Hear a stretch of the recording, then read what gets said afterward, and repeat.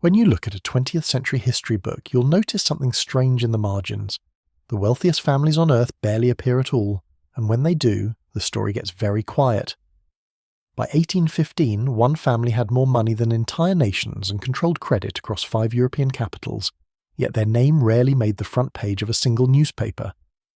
This is the story of how Meyer Amschel Rothschild, a coin dealer's son born in a 2-room apartment in Frankfurt's most restricted neighbourhood, orchestrated a financial revolution that would shape empires and ensure that his family never answered to anyone but themselves. What happened next would be so audacious that historians still debate whether to believe the records, because the evidence suggests something that most people are taught never to think, that his family didn't just ride the wave of history, they engineered it, profited from it, and made sure that whoever won the wars, they would win either way. The question isn't whether the Rothschilds funded both sides of the Napoleonic Wars. The historical record makes that clear enough. The real question is how a Jewish family in a medieval ghetto somehow became the invisible architects of European finance in just 40 years, and more disturbing still, what they did with that power once they had it. It begins in the narrow streets where a boy learned to count by sorting coins, where the smell of overcrowded humanity mixed with leather and precious metals, where ambition was the only currency that could buy freedom. Frankfurt in the 1760s was divided like a prison yard. Christians lived in the prosperous districts where the Guildhall stood and the merchant ships docked along the main river, where the air carried the salt tang of commerce and possibility. Jewish residents were confined to the Judengasse, a narrow, overcrowded street so cramped that buildings rose 5 and 6 stories high, casting permanent shadow on the alleys below, where sunlight barely touched the cobblestones even at noon. 17-foot walls and iron gates locked the residents in at sunset. By night, the Judengasse became a sealed community within a city, trapped not just by ordnance, but by centuries of law that barred them from owning land, joining guilds, or conducting most forms of legitimate commerce. These restrictions weren't abstract. They shaped everything. A Jewish child's prospects, a Jewish family's wealth, the very air they breathed. In the summer, the smell was overpowering. Human waste, cooking fires, hundreds of families packed into spaces designed for dozens, the stench of poverty and confinement mixing with the iron tang of coins and the chemical smell of metalwork. In winter, the cold penetrated every wall, and families huddled together in rooms lit only by candles, watching their breath form clouds in the darkness.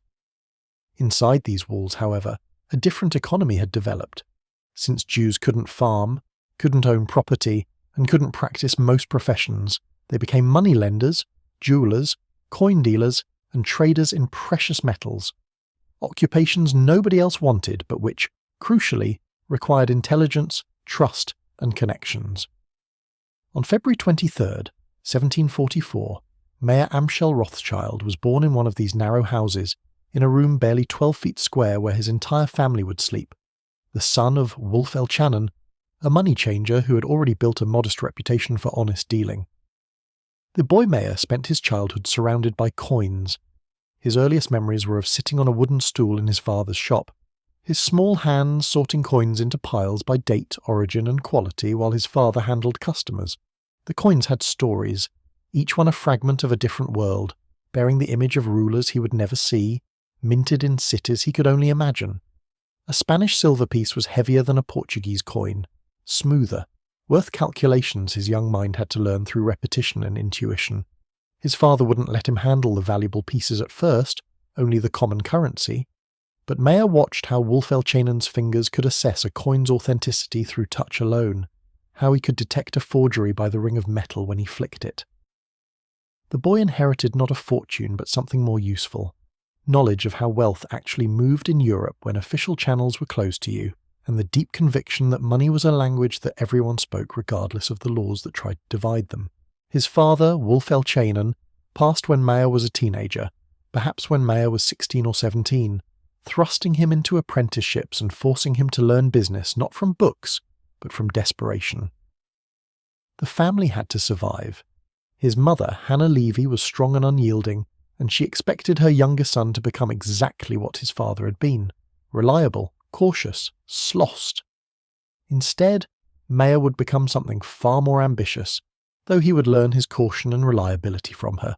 By his 20s, Mayer Amschel had a small coin-dealing operation, buying and selling rare coins to collectors, and he'd begun to understand that most of his competitors were missing something fundamental about human nature. The nobility obsessed over coins and medals. They were status symbols, proof of lineage, records of power spanning centuries, ways of displaying wealth that couldn't be easily stolen or hidden. If you controlled rare coins and medals, you could supply a hunger that no regulation or law could suppress, because it satisfied human vanity itself, the ancient need to surround yourself with objects that proved your importance. He began travelling to auction houses and collections across Germany in the 1770s, sometimes spending weeks away from Frankfurt, building relationships with minor nobles, charming them with his knowledge of obscure mints and historical significance, proving that a Jew could be trustworthy in financial matters even when the law said he shouldn't be.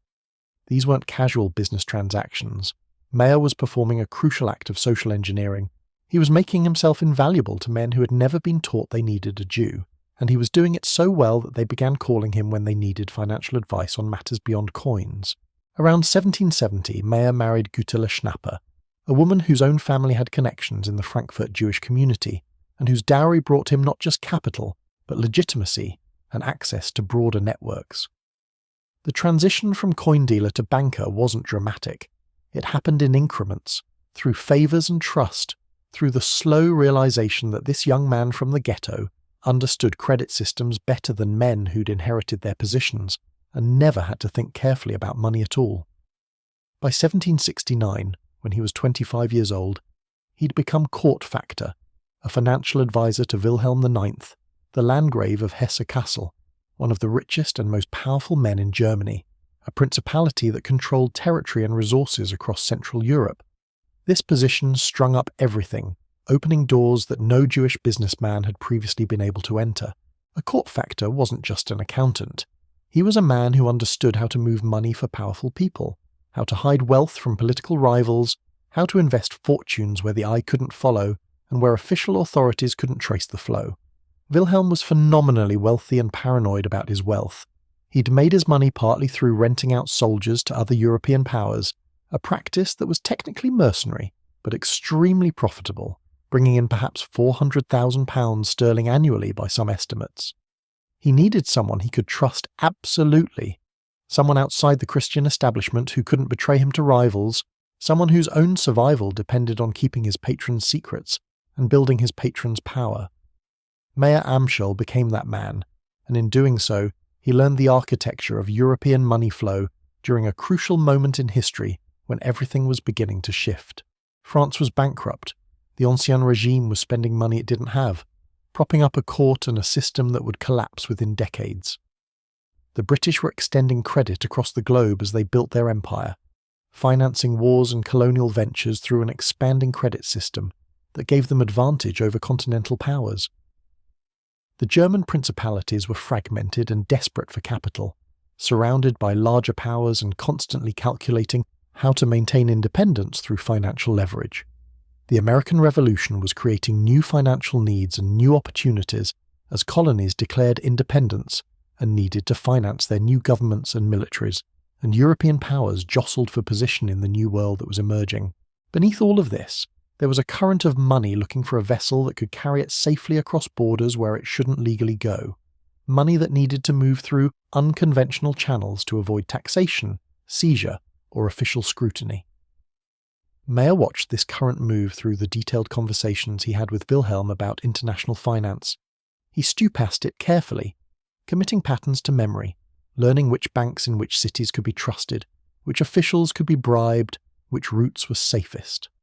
He began to imagine how a man with connections in 5 different countries could become indispensable to nations rather than just princes, how you could position yourself at the intersection of power and capital, and make sure that any major financial decision had to pass through you first. Gutella Schnapper bore him 10 children, 5 sons and 5 daughters, and it's here that Mayer's genius reveals itself completely in ways that conventional historians often miss. In Jewish tradition, sons inherit the family business, and daughters marry into other families, spreading influence through kinship networks that bind communities together across generations. Mayer looked at this tradition and saw something most fathers didn't, a possibility that almost nobody else would have conceived, an opportunity to build a multinational corporation before corporations even existed. He decided to place his 5 sons, Amschel Meyer, Salomon Meyer, Nathan Meyer, Kalman Meyer, and Jacob Meyer, in the 5 most important financial centres of Europe: Frankfurt, Vienna, London, Paris, and Naples, each city chosen for its role in the architecture of European power. He wasn't spreading his sons out randomly. He was placing them like pieces on a chessboard in the cities where money actually moved, where power intersected with capital, where the greatest opportunities for profit lay, where no single nation's law could stop coordinated financial action across borders. This was revolutionary thinking, almost impossible to execute successfully, something that would have seemed like fantasy to any banker of his era. Every major banking family of the era, the Medici before they declined, the bankers of Amsterdam and Venice, operated within a single city or a single nation. The Rothschilds would operate across the entire continent, coordinated by blood, trust, and shared interest rather than by written contract or legal framework that courts could enforce, connected by encrypted letters and a courier system that was faster and more reliable than most governments' official dispatch networks. It would take him decades to bring this vision to full reality, but he began the process immediately, training each son in banking and diplomacy, teaching them languages, teaching them how to read financial statements, teaching them that their primary loyalty was always to the family interest, never to the nation where they happened to do business, never to any government or monarch, no matter how powerful or how generous they appeared to be. The earliest departure was Amschel, the eldest son, who stayed in Frankfurt to maintain the family seat and the crucial connections to Wilhelm IX. Then came Salomon's departure for Vienna in the 1790s, the moment when he left the Judengasse and boarded a coach that would carry him across German territory toward the capital of the Holy Roman Empire, leaving behind everything he'd known to establish himself in a city that was wealthier and more competitive than Frankfurt, but also more dangerous for Jewish businessmen trying to establish themselves. Then Kalman, who travelled south to Naples, the port city of the Kingdom of the Two Sicilies, controlling the southern Mediterranean and essential to any power struggling for naval dominance and foreign trade. Then Jacob, who went to Paris around 1802, the financial centre of Europe, though his position would become increasingly tenuous as the French Revolution consumed the old order and Napoleon consolidated his power, transforming the city from a centre of traditional finance into something far more chaotic and unpredictable. Finally, around 1798 at age 21, Nathan Meyer left Frankfurt for Manchester, England, where the textile industry was exploding and where, he correctly intuited, tremendous wealth was being generated and desperately needed banking services. Nathan was different from his brothers, more aggressive, more willing to take risks, with an almost compulsive need to prove himself against competition and to surpass not just rivals but his own brothers. While his father was methodical and careful, Nathan was hungry. While his father built relationships slowly through charm and patience over years and decades, Nathan moved fast and trusted his instinct about risk and opportunity in ways that terrified some of his more conservative brothers. The physical act of departure itself was emotional and practical simultaneously. Each brother packed his papers, certificates of credit, introductions to banking contacts, information about family codes and signals they would use to communicate, detailed instructions about how to establish operations in their assigned city. They carried letters of credit on the family accounts. They memorized the faces and names of other bankers who could be trusted. They left with their mother's blessing and their father's warnings about maintaining family unity, about prioritizing family profit above all other interests, about understanding that they would see each other rarely, but would communicate constantly through encrypted letters that would travel across Europe in leather pouches strapped to the fastest horses available. Nathan arrived in Manchester with barely any capital, likely a few £1,000s at most, but with the knowledge of how credit systems worked and the understanding that the textile industry needed financial services. He established himself as a broker and money dealer, importing goods from the continent, financing manufacturers who needed capital for machinery and raw materials, and learning something his father's generation had only glimpsed: how industrial capitalism actually worked at its most fundamental level. Factories required continuous capital. Workers needed to be paid before goods were sold. Raw materials needed to be purchased before production could begin. This meant that manufacturers lived in constant danger of cash shortages, and someone who could provide credit at the crucial moment had leverage. But more than that, Nathan was learning how to move money during war. Britain was at war with France, nearly continuously from 1793 onward through the rest of his life, and wars require financing at scales that civilian economies can barely comprehend. They require credit. They require people who can move resources across battle lines and supply chains without the resources being confiscated or destroyed. Nathan began to understand how a man with the right connections could become essential to governments in ways his father had only been essential to princes, how financial power during wartime could be even more valuable than during peace. Meanwhile, his brother Salomon had moved to Vienna, the capital of the Holy Roman Empire and soon to be the capital of the Austrian Empire, which would be one of the great powers that eventually opposed Napoleon with increasing desperation as French power expanded across Europe.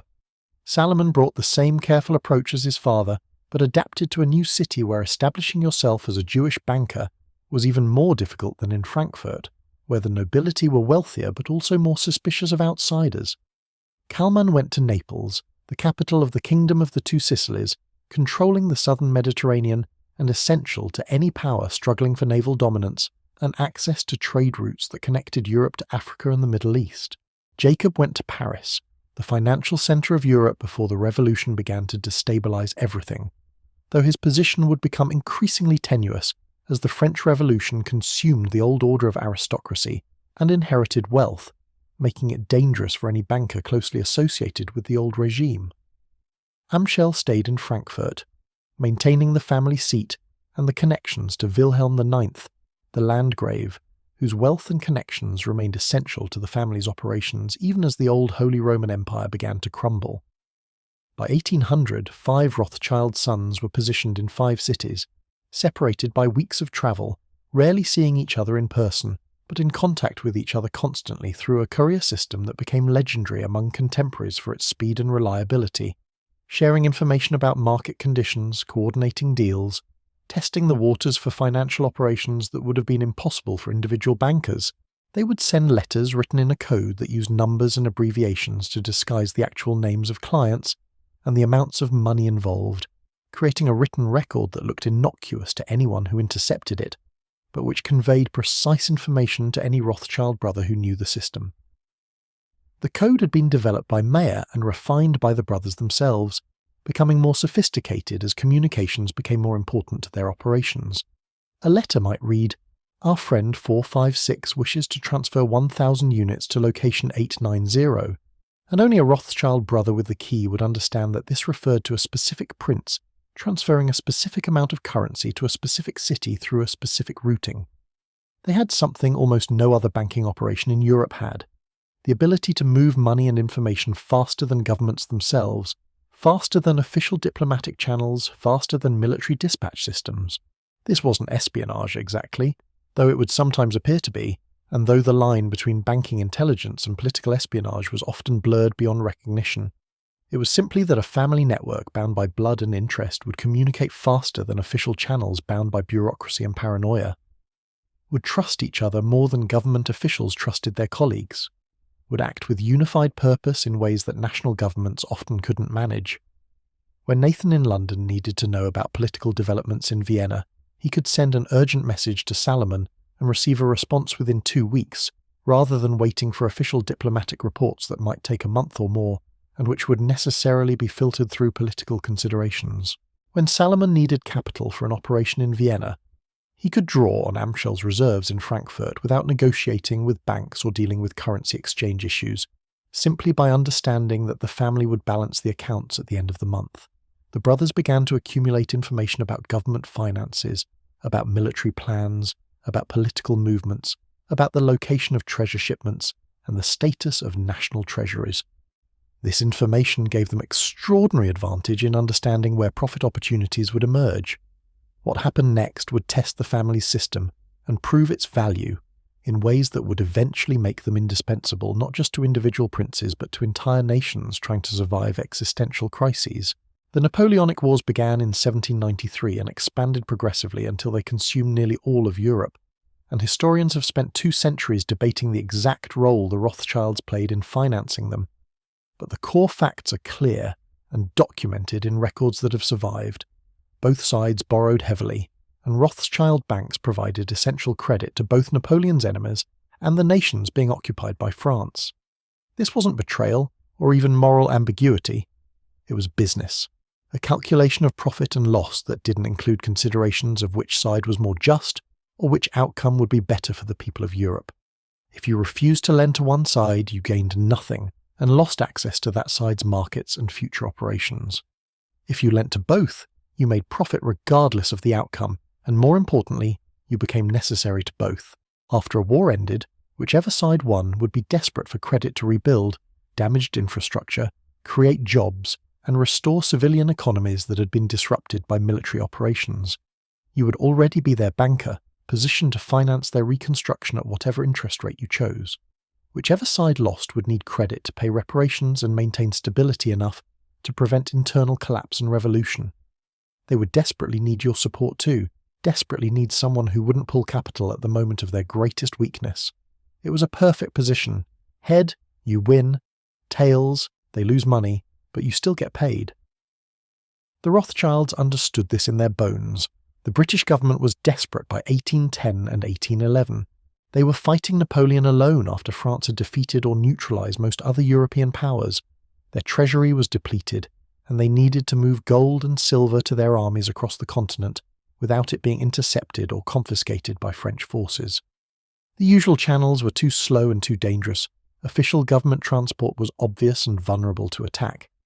Nathan Rothschild, now established in London at age 34, and with brothers and associates across Europe positioned exactly where they needed to be, saw the opportunity and recognised that he was uniquely positioned to solve a problem that the British government had no other solution for. He offered to move British gold and coin to wherever the British army needed it, to the peninsula where they were fighting Napoleon's forces in Spain and Portugal, to Austria, where they were supporting Austrian armies against French occupation, to Germany, to anywhere in Europe. He could do this because his family's network could move resources across enemy territory using private couriers, false documentation, carefully bribed officials, and a willingness to work in the grey spaces between law and chaos that war creates, spaces where normal rules didn't apply, and where someone with resources and connections could accomplish what governments officially couldn't accomplish. The process of moving gold through the blockade required extraordinary planning and nerve. Nathan's brothers and agents would receive ingots from the British Treasury through coded instructions. They would melt the gold into smaller pieces that could be concealed. They would package it in false-bottomed wine barrels or fishing crates, sometimes mixing it with legitimate cargo that could survive inspection without arousing suspicion. They hired fishing boats from ports in Denmark and the Low Countries, boats that were officially fishing for herring but which were actually carrying British gold to armies operating on the continent. The boats would sometimes have to navigate through areas where French naval patrols were searching for contraband, and the captains would have to know exactly which bribes to offer, which officials had been paid off, which routes were safest. The operation was constantly dangerous. If a shipment was discovered, it would be seized, the gold lost forever. If a captain was caught, he would be treated as a smuggler and enemy agent, facing military justice, but the profit was enormous. For moving a quantity of gold worth conceivably £100,000 sterling, Nathan might charge a commission of 10 to 15%, netting £10,000 to £15,000 for his effort, wealth that would have taken a merchant his entire life to accumulate. And there were constant shipments, sometimes every week, sometimes every month, a continuous flow of money from the British Treasury to Nathan Rothschild's operations, and then out across Europe to armies fighting Napoleon. The British needed him desperately. They paid him generously. £5 million sterling moved through Rothschild channels during the Napoleonic period according to some historians, though other estimates go much higher. Nathan became, in effect, the finance minister of Britain's continental war operations, moving money and resources that governments officially couldn't move and that nobody could trace.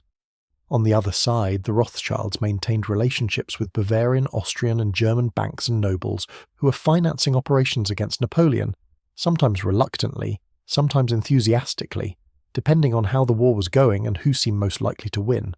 The money flowed both directions, the profit flowed everywhere.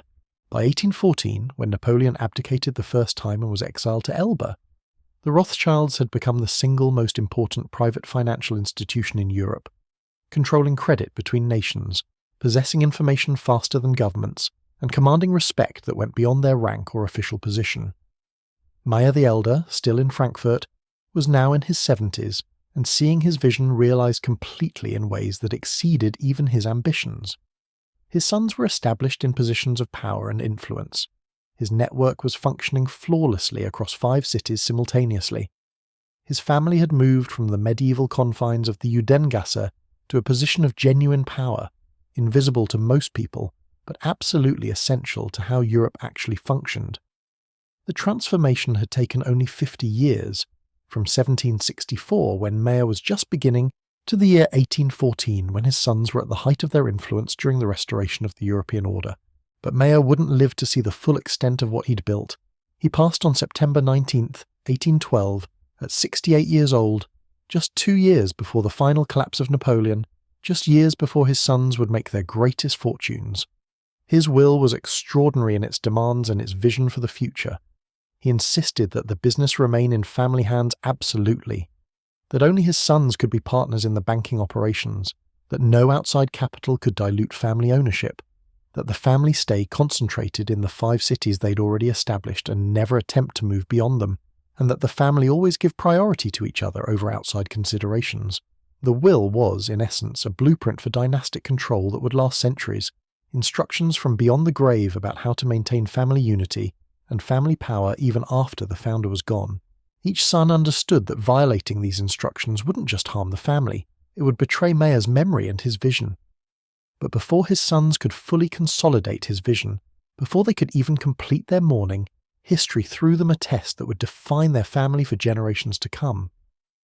Napoleon's escape from Elba in March 1815 and his return to power for the 100 Days created a moment of pure panic and opportunity across Europe that seemed almost designed to test whether the Rothschild system could handle extreme stress. Governments needed to move money fast, faster than they'd ever needed to move it before. They needed to finance armies mobilizing for war, armies that would converge on the same battlefield and fight the final confrontation that everyone knew was coming. They needed credit, and they needed it from people who wouldn't ask too many questions about which side they were working for, or whether it was ethical to profit from what might be the final war that Europe would ever see. The Rothschilds moved immediately, extending credit to every power preparing for the final confrontation, which everyone understood would be at a place called Waterloo in the Spanish Netherlands. They financed the British at the moment when the British government was most desperate for resources. They financed the Germans through their connections in the German principalities. They financed the Austrians who were mobilizing their armies for what they feared might be a final confrontation. They didn't care who won. They cared that they would make money either way, and they cared that after the war, whoever won would be in their debt and desperate for financing to rebuild and restore order. But it was what happened after Waterloo that created the legend, the story that transformed the Rothschilds from wealthy bankers into something approaching mythological figures in the minds of both their admirers and their enemies, the story that would be repeated and embellished for centuries, and that would ultimately define Nathan Rothschild's reputation forever. On June 18, 1815, the British defeated Napoleon decisively at Waterloo, but the outcome was only known for certain in London days later, after messengers and news reports had travelled across the Channel, and after official announcements had been made. Nathan Rothschild, positioned in London with connections that allowed him to know the outcome before official news had reached the public or even most of Parliament, faced a decision that would require him to act on information that nobody else had, and that would be considered inside information by today's standards. On June 20th, before the public knew for certain that Wellington had won, before official confirmation had reached most newspapers, Nathan began to sell British government bonds massively on the London Stock Exchange, selling with a frantic intensity that caught the attention of every other trader and investor watching the market. This created immediate panic. If Nathan Rothschild, the most informed financial man in Britain, the man whose father had just passed and whose brothers were positioned across Europe, was selling, didn't that mean he had information that Britain had actually lost? Didn't that mean that Wellington's victory reports were false? Didn't that mean that Napoleon would take Britain after all? The market crashed with terrifying speed. Bonds that had been valuable plummeted in price. £3 bonds dropped to £2, then lower. The government debt that everyone had been holding suddenly seemed worthless. Banks on the verge of collapse, having trusted that the war would end favourably, put everything up for sale in a desperate attempt to limit their losses. The market descended into chaos and despair. Fortunes that people had accumulated over decades evaporated in hours. People who had invested their life savings in government bonds watched those savings become nearly worthless. Then Nathan reversed course. While everyone was still panicked, still convinced that disaster was coming, still liquidating everything they owned at whatever price they could get, Nathan began to buy. He bought government bonds for pennies on the pound, buying from desperate sellers who were convinced they were holding valueless paper. He bought stocks at a fraction of their value. He bought the entire market's assets in bulk, deploying capital that his family had carefully accumulated over decades, knowing that the moment official confirmation of the victory arrived, prices would skyrocket back up because investors would suddenly understand that the bonds they'd sold for £2 were actually worth £5 or more. When news of Waterloo's victory spread officially through the city, confirmed by official channels and reported by the newspapers that everyone read, the market exploded upward. Bonds that had been selling for £2 suddenly became worth £4 or £5. Stocks that had plummeted recovered their values and soared even higher. People who'd sold in panic realized they'd made catastrophic mistakes that would haunt them for the rest of their lives. They'd sold their life savings to Nathan Rothschild for a tiny fraction of the value, and now they were forced to watch the value skyrocket without them. Nathan, who'd bought everything at the bottom, suddenly held government bonds worth a fraction of what they'd just become. The profit was staggering, almost impossible to calculate exactly, but certainly significant enough to change the family's fortunes forever. Conservative estimates put his gains at between £50 and £100 million sterling in today's money, though some contemporaries claimed the number was much higher. Some speculated £300 million or more. More importantly than the exact number, his reputation strung up overnight. He wasn't just a banker anymore. He was a man who'd somehow known the future. He was a man who could predict wars. He was a man who could move markets with a single decision. He was a man so powerful that he could predict wars and profit from them absolutely. The legend grew. Stories spread that he'd had a personal courier system faster than government dispatch, that he'd positioned agents across the continent, that he'd known about Wellington's victory before anyone in Parliament or the War Office. Some of the stories were true, most were exaggerations. But the exaggerations served his interests beautifully, because they made him seem almost supernatural in his reach and foresight, and governments and nobles began to treat him with a respect that bordered on awe, the kind of respect they would have reserved for someone who could literally see the future and profit from his vision of what would come. The 4 years between Waterloo and 1819 were transformative for the entire Rothschild family in ways that would determine their power for the next century. They consolidated their position as lenders to governments recovering from war, to nations that had been defeated and needed capital to rebuild, to victors that needed money to manage their new empires. Austria, Russia, Britain, France, each needed credit desperately, each needed stability to prevent internal collapse and revolution, and each needed someone they could trust to move money reliably, without the funds being stolen, confiscated, or lost in the chaos that always followed wars. The Rothschilds became that institution, the institution that every government had to deal with, the institution that couldn't be ignored or sidelined. They financed the restoration of the Bourbon monarchy in France after Waterloo, deploying capital to rebuild the French government and French infrastructure, and in doing so became the official bankers of France, advisors to the restored monarchy, men who had literally bought their way into positions of power that no Jewish businessman had ever held before. They became the official lenders to the Austrian Empire, financing the vast Habsburg bureaucracy, providing credit to the Austrian military, becoming essential to the Austrian government's ability to function. They controlled credit in Britain through Nathan's operations in London, where he'd become the single most important private banker in the kingdom. They had presence in Naples and throughout Germany and the Italian states, with contacts and operations in every major financial centre. By 1820, when Mayer Amschel's widow Guterla was still alive and watching her husband's vision fulfill itself in ways that exceeded even his dreams, the Rothschild family was not just wealthy. They were the single largest private holder of capital in the world, more wealthy than most kingdoms, answerable to no one but themselves, and bound together by a series of family partnerships that made them, in effect, a private central bank across all of Europe, operating with unified purpose and shared interests that no national bank could match. The numbers tell the story starkly and directly. £1 sterling in 1770, when Mayer began his operations, could buy a month's rent for a merchant family, could feed a family for weeks. By 1820, just 50 years later, the Rothschild family's liquid capital alone exceeded what the entire French government could raise through taxation in a year. It stands to reason £500 million in modern estimates, a sum that staggered contemporary observers who couldn't even imagine that much wealth existing in private hands. They owned vast estates across Europe, hundreds of acres of land that they'd purchased through intermediaries to work around laws that had previously forbidden Jews from owning property. They'd purchased nobility titles through marriage and strategic gifting to noble families who needed capital and who were willing to overlook their prejudices in exchange for substantial payments. They commanded financial operations that influenced the interest rates, credit availability, and fiscal stability of every major European power. A decision by Nathan Rothschild to raise or lower interest rates on loans to the British government could affect the entire British economy. A decision by Salomon to withdraw credit from Austria would force the Austrian government to pay higher interest rates or risk collapse. The medieval restrictions that had confined Jews to ghettos and forbidden them from owning property or joining guilds had, through some bizarre and counterintuitive inversion of history, created conditions where a Jewish family could become the most powerful bankers on earth simply because Christian bankers had been forbidden from the same practices: money lending, trading in precious metals, establishing networks across political borders, working in the grey spaces between law and commerce that had shaped the Rothschilds' entire worldview and that became their greatest advantage.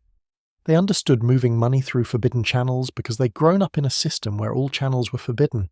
They understood building trust when official law said you should be distrusted. They understood creating value in the spaces between nations where no single authority had jurisdiction and where a man with the right connections could become more powerful than official authorities. But there was something darker that became apparent in those first years after Waterloo, something that historians and observers began to notice and that future critics would seize upon as evidence of sinister intent or at least of breathtaking moral indifference. The Rothschilds had made their greatest fortunes financing both sides of the Napoleonic Wars, wars that consumed Europe from 1793 to 1815. The wars had lost hundreds of thousands of people, casualties that were barely recorded, soldiers who were buried in unmarked graves or left where they fell, civilians who were caught in the way of advancing armies and who had no protection or recourse. The wars had displaced millions, destroyed economies, left fields uncultivated and cities abandoned. The wars had destabilized Europe and left it desperate and traumatized.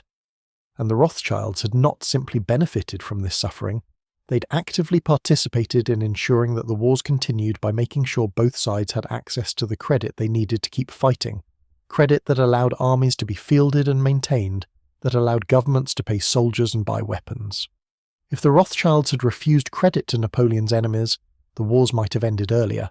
Napoleon might have consolidated his control and established a European empire that would have prevented the long wars of attrition that followed. If they'd refused credit to the nations opposing Napoleon, his dominance might have ended sooner. The coalitions against him might have collapsed if they couldn't finance their operations. Instead, they'd played both sides, extended the conflict deliberately because extended conflict meant repeated opportunities for profit, and built their vast fortune on the back of European suffering, on the suffering of millions of ordinary people whose lives were destroyed or transformed by wars that lasted 2 decades. It's not clear whether they ever thought about this, whether any of the Rothschild brothers ever sat in a quiet moment and reflected on what their fortunes had cost in terms of human suffering. It's not clear whether Nathan Rothschild, making his hundreds of millions of pounds after Waterloo, ever reflected on the fact that his fortune had been built on contraband finance during a war that had lost young men from villages across the continent, men who were buried in foreign soil and never mourned properly. If he did reflect on this, the reflection never made it into any documented record. What's documented instead is ambition, expansion, and an almost mechanical focus on consolidating power and extending influence, as if the moral dimensions of what they'd done simply didn't register as important compared to the practical goal of dominance. By 1823, 8 years after Waterloo, the Rothschilds made a move that would define their family's relationship to the world's governments for the next 2 centuries, and that would cement their position as the lenders of last resort to every European government. They loaned the British government £3 million sterling to help pay for military operations and debt management, an enormous sum that was almost impossible to comprehend in its scale. This was stunning. £3 million in 1823 was enough to fund a small nation's entire annual budget, enough to build 100 new ships or maintain an army of 50,000 soldiers for a year. The sum was larger than the total wealth that most European noble families possessed. But what was more unusual than the size of the loan was what it represented.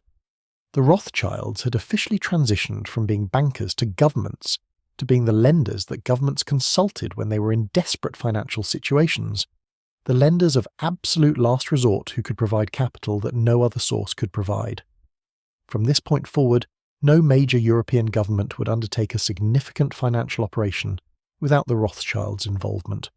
They would appear as lenders, as advisors, as gatekeepers of credit, and as men who seemed to know what would happen in wars, revolutions, and political upheavals before those events actually occurred. The appearance of foresight was partly genuine. They had information networks and analytical capacity that governments lacked. They had brothers in 5 cities constantly sending information. They understood financial systems better than government officials who'd inherited their positions. But the appearance was also actively cultivated, carefully constructed through deliberate choices about what to reveal and what to conceal, what information to share and what to hoard. The legend of Nathan Rothschild's supernatural knowledge, the story of how he'd known about Wellington's victory before anyone else, the reputation for omniscience and hidden influence, these served the family's interests beautifully, because they made them seem more powerful than they actually were, made governments treat them with more respect and more fear than their actual power warranted. What history sometimes obscures is that the Rothschilds didn't just stumble into this position through financial acumen alone, though their financial brilliance was genuine and exceptional. Yes, they were brilliant with money. They understood interest rates and credit systems and compound mathematics in ways that their contemporaries couldn't match. Yes, they understood credit systems and risk management better than their competitors, and they had better information than anyone else about what was actually happening in European finance. But what truly elevated them above all other banking families of their era was something more fundamental and more important.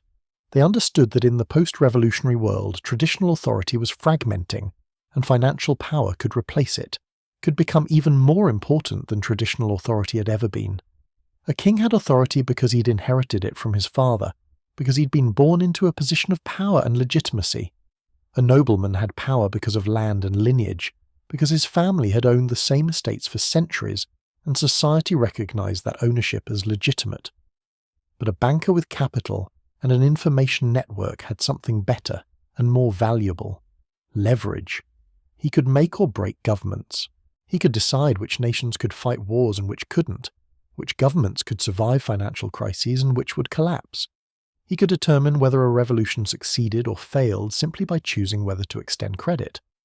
The Rothschilds grasped this more clearly than anyone else, and they built their empire on this understanding, on the understanding that financial power in the modern world would trump traditional power, that a man with the right banks and the right connections would be more powerful than kings, and could bend kingdoms to his will through the simple mechanism of controlling access to capital. The journey from Mayer the coin dealer in the Frankfurt ghetto to the 5 Rothschild brothers controlling European finance was not inevitable, not something that had to happen, not something that history guaranteed would occur. It required genius, certainly, Mayer's ability to see patterns that nobody else could see, to imagine a system of distributed power before such systems existed, to plan 50 years into the future and position his sons exactly where they needed to be. It required ruthlessness, a willingness to exploit every advantage and to work in spaces that more conventional businessmen avoided. It required a willingness to work in moral grey areas where few of their contemporaries would venture, to profit from wars while pretending that the profit was incidental, to accept money from both sides of conflicts without acknowledging the contradiction. It required understanding that loyalty to family superseded loyalty to nation, that family profit superseded nearly all other considerations, that the Rothschilds' interests came before anyone else's interests. But it also required a stunning moment in history where a new form of power, financial power rooted through private networks, power that couldn't be confiscated or controlled by governments, was emerging at the exact same time that traditional authority was collapsing, that the old order of feudal lords and inherited privilege was fragmenting, and where a family with the right tools and the right vision could position themselves to capture that power before anyone else realized what was happening. By 1825, when the Rothschild brothers were in their late 40s and early 50s, when they were at the height of their physical power and their mental capacity, they had accomplished something that had seemed impossible a generation before, something that had seemed impossible even to Mayer when he started out. They had become the wealthiest family in the world, more powerful than princes, more influential than parliaments, answerable to no government but essential to all of them.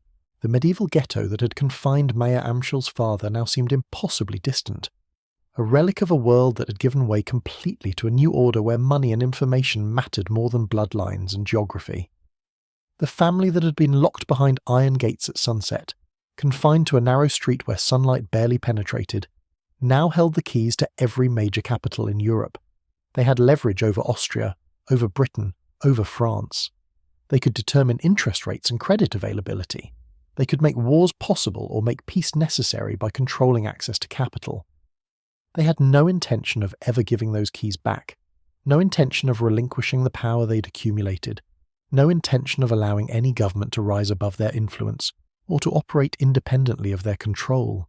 The institutions they built in those first 50 years, the banking partnerships, the family councils that met to make decisions about major investments, the information networks that spanned the continent, the credit operations that moved money from London to Vienna to Paris and back again, would outlast every one of the founders and would continue to shape European history well into the 20th century. The formal partnerships were organised carefully to ensure family control. N.M. Rothschild and Sons in London, controlled by Nathan, S.M. Rothschild in Vienna, controlled by Salomon, the Frankfurt operations controlled by Amschel, the Paris operations controlled by Jacob, and operations throughout the continent controlled by Kalman and his descendants. When historians later tried to document exactly how much the Rothschilds profited from the Napoleonic Wars, they found incomplete records and missing documents. The family kept unusual detailed financial records, meticulous accounts of every transaction, detailed ledgers that recorded every loan and every profit, but the most sensitive ones were kept private. The operations that had financed both sides of the conflict, the exact sums loaned to warring nations, the manipulation of markets that had created fortunes from chaos, the smuggling operations that had moved gold across blockades, these were kept in family archives that remained strictly private, accessible only to family members who needed the information to continue operations. The mystery of what they'd actually done became almost as powerful as the truth would have been. Contemporaries whispered about it. Enemies later seized on the incomplete evidence to construct elaborate theories about Rothschild omnipotence and about how much power they'd really accumulated. Historians struggle to separate fact from fiction, and in that gap between documented reality and wild speculation, the Rothschild legend grew into something approaching mythological status. A coin dealer's son had managed something far more difficult than accumulating wealth. He'd managed to transform his family into something that people would be talking about and arguing about for centuries afterward. And he'd done it through nothing but understanding the nature of money and power in the world he lived in. What came next would be even more audacious, as the Rothschilds would shift from being influential bankers to becoming shadow architects of international politics, pulling strings from behind official power structures and ensuring that in every major conflict that followed, they would have their money and their influence on the winning side. By 1820, the Rothschilds had become history's greatest financial force, but the real power play was just beginning. While Europe teetered between revolution and reaction, Nathan Rothschild in London realised something crucial. Wars make money, but controlling both sides of a war makes entire kingdoms dependent. The family's strategy shifted from merely profiting to orchestrating, from following events to directing them through the careful allocation of credit. Picture the early 1800s as a chessboard where other players moved pieces, but Rothschild bankers held the gold that decided which pieces could move at all.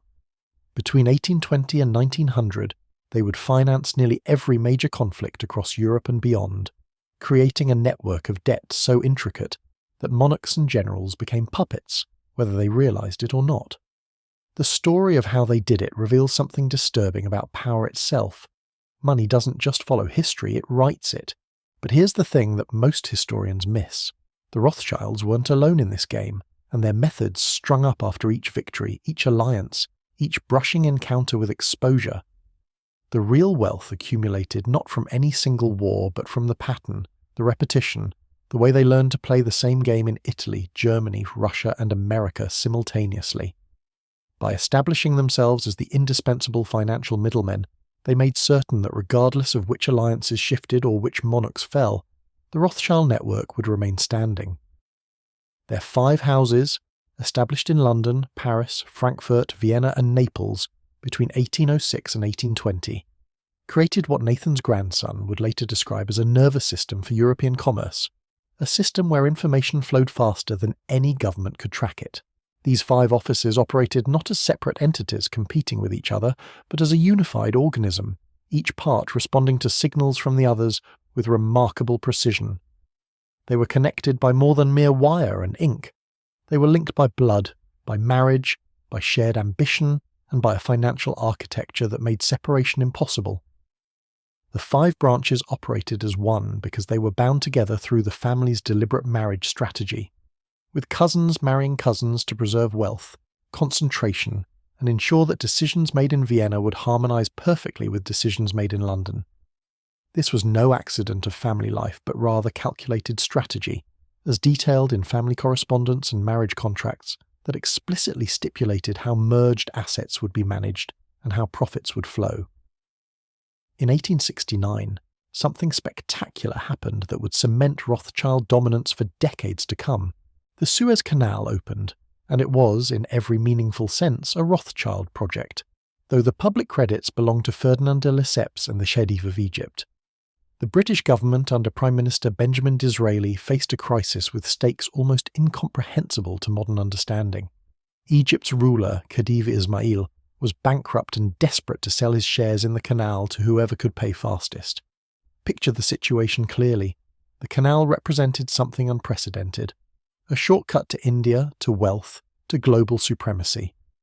A journey from London to India that once required sailing around Africa's Cape of Good Hope, a voyage spanning over 12,000 nautical miles consuming months, could now be accomplished through the Suez Canal in mere weeks. When Disraeli realised the French might purchase the shares instead, transforming France into the dominant power controlling trade to the east, he turned to a single source for the £4 million sterling needed, roughly equivalent to $200 million today, an astronomical sum for the period. He went to Nathan Rothschild's descendants, specifically to Lionel de Rothschild, one of the most influential bankers in London, and already a figure of considerable political standing. According to accounts, when Disraeli approached Lionel in the early autumn of 1875, he explained the urgency plainly. France was poised to make an offer within days, and Britain's entire eastern trade strategy depended on controlling the canal. Lionel, approaching his desk in the mahogany-lined office at New Court in the City of London, papers stacked high with financial calculations and government loan records stretching back decades, listened carefully while Disraeli outlined the geopolitical stakes. The office smelled of leather, ink, and the faint scent of the gold refineries operating elsewhere in the building. That metallic tang of wealth being processed daily. Disraeli's hands trembled slightly as he spoke. The weight of empire rested on this conversation, and both men understood that probability favoured France, unless Britain could move with supernatural speed. Lionel, according to the conversation records, responded with calm certainty. "The money is available. Arrange the details through my office, and we shall speak again in 48 hours. He didn't hesitate and didn't demand weeks of deliberation, though this was an enormous sum that would have crippled most financial institutions. Within days, some accounts say hours, the money was arranged through the Rothschild network, coordinated across the London, Paris and Frankfurt offices simultaneously. Disraeli secured the shares for Britain, and suddenly the British Empire had control of one of the world's most crucial trade routes, a bottleneck through which thousands of merchant vessels would pass annually. What did the Rothschilds get in return? Not just profit, though the canal's success enriched them substantially as British trade dominance expanded the commercial activity flowing through Egypt. They got something more valuable: proof that governments would pay whatever price was necessary when they controlled the money supply.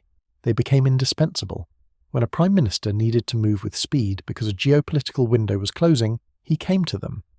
When a king needed capital for war or territorial expansion, he came to them. They had transformed themselves from wealthy financiers into gatekeepers of national destiny. The opening ceremony on November 17, 1869, featured the Khedive, French dignitaries, and hundreds of invited guests witnessing the ceremonial voyage through the newly constructed waterway. Ships flew flags representing dozens of nations as they passed through the 100-mile-long canal, the artificial passageway that represented the height of industrial achievement. None of the dignitaries fully grasped that the Rothschilds had just secured British dominance for decades to come through a single financial transaction that took less than 48 hours to arrange. The spectacle masked the profound shift in global power that the transaction represented. Lionel watched the newspaper accounts from London, knowing that his quiet words across a mahogany desk had reshaped the world's power structure more effectively than 1,000 military battles ever could. Yet even as they grew more powerful, other banking families remained formidable rivals with significant capital and networks of their own. The Barings, who financed the Louisiana Purchase and maintained substantial operations across London and the European capitals, the Berthons, the Peregrines, and various merchant banking families each controlled significant capital and had their own networks across Europe and the Americas. But the Rothschilds understood something their competitors did not. Integration beats competition. While other families remained regional powerhouses, the Rothschilds tied themselves together through marriage and shared ventures at a level of coordination that appeared almost supernatural to outsiders. When a Rothschild from Frankfurt married a Rothschild from Vienna in 1845, sealing the alliance through a ceremony attended by hundreds of Europe's most powerful figures, when a London Rothschild took a wife from the Naples branch in 1850, consolidating Mediterranean and northern financial operations through matrimonial bond, when a female member married into an aristocratic German family in 1860, her dowry of £200,000 cementing the family's influence in Berlin banking circles. They weren't just forging personal bonds of affection and obligation, they were creating information networks, synchronizing strategies across borders that other families took weeks to navigate. The marriage contracts themselves revealed the calculation. They explicitly specified which Rothschild daughter would inherit which shares of which ventures, ensuring that wealth remained concentrated within the family, while personal happiness remained secondary to financial strategy. A letter from Paris to London might take 3 to 5 days in favourable conditions, but Rothschild family news travelled within hours through trusted couriers who reported only to them, men on horseback who knew hidden routes that avoided customs inspections and bureaucratic delays. Their family meetings coordinated decisions across 5 countries simultaneously, with each branch understanding its role in a larger strategy, determined not in isolation, but through careful consultation among the cousins. No competitor could match this level of coordination, and it became their most valuable asset. One of Nathan's grandsons, Alphonse, spent nearly half his year simply travelling between the family offices, carrying verbal instructions and personal correspondence that revealed strategies too sensitive to commit to written form. His regular presence ensured that each branch understood the other's moves before they became public. Family councils held in Frankfurt's townhouse would determine which Rothschild would oversee which investment, and the decisions made in those rooms would ripple through European commerce for years afterward. These councils operated with parliamentary precision, voting on major investments, debating terms, consulting ledgers that tracked every loan, every interest rate, every bond holding across the family's 5 kingdoms of finance.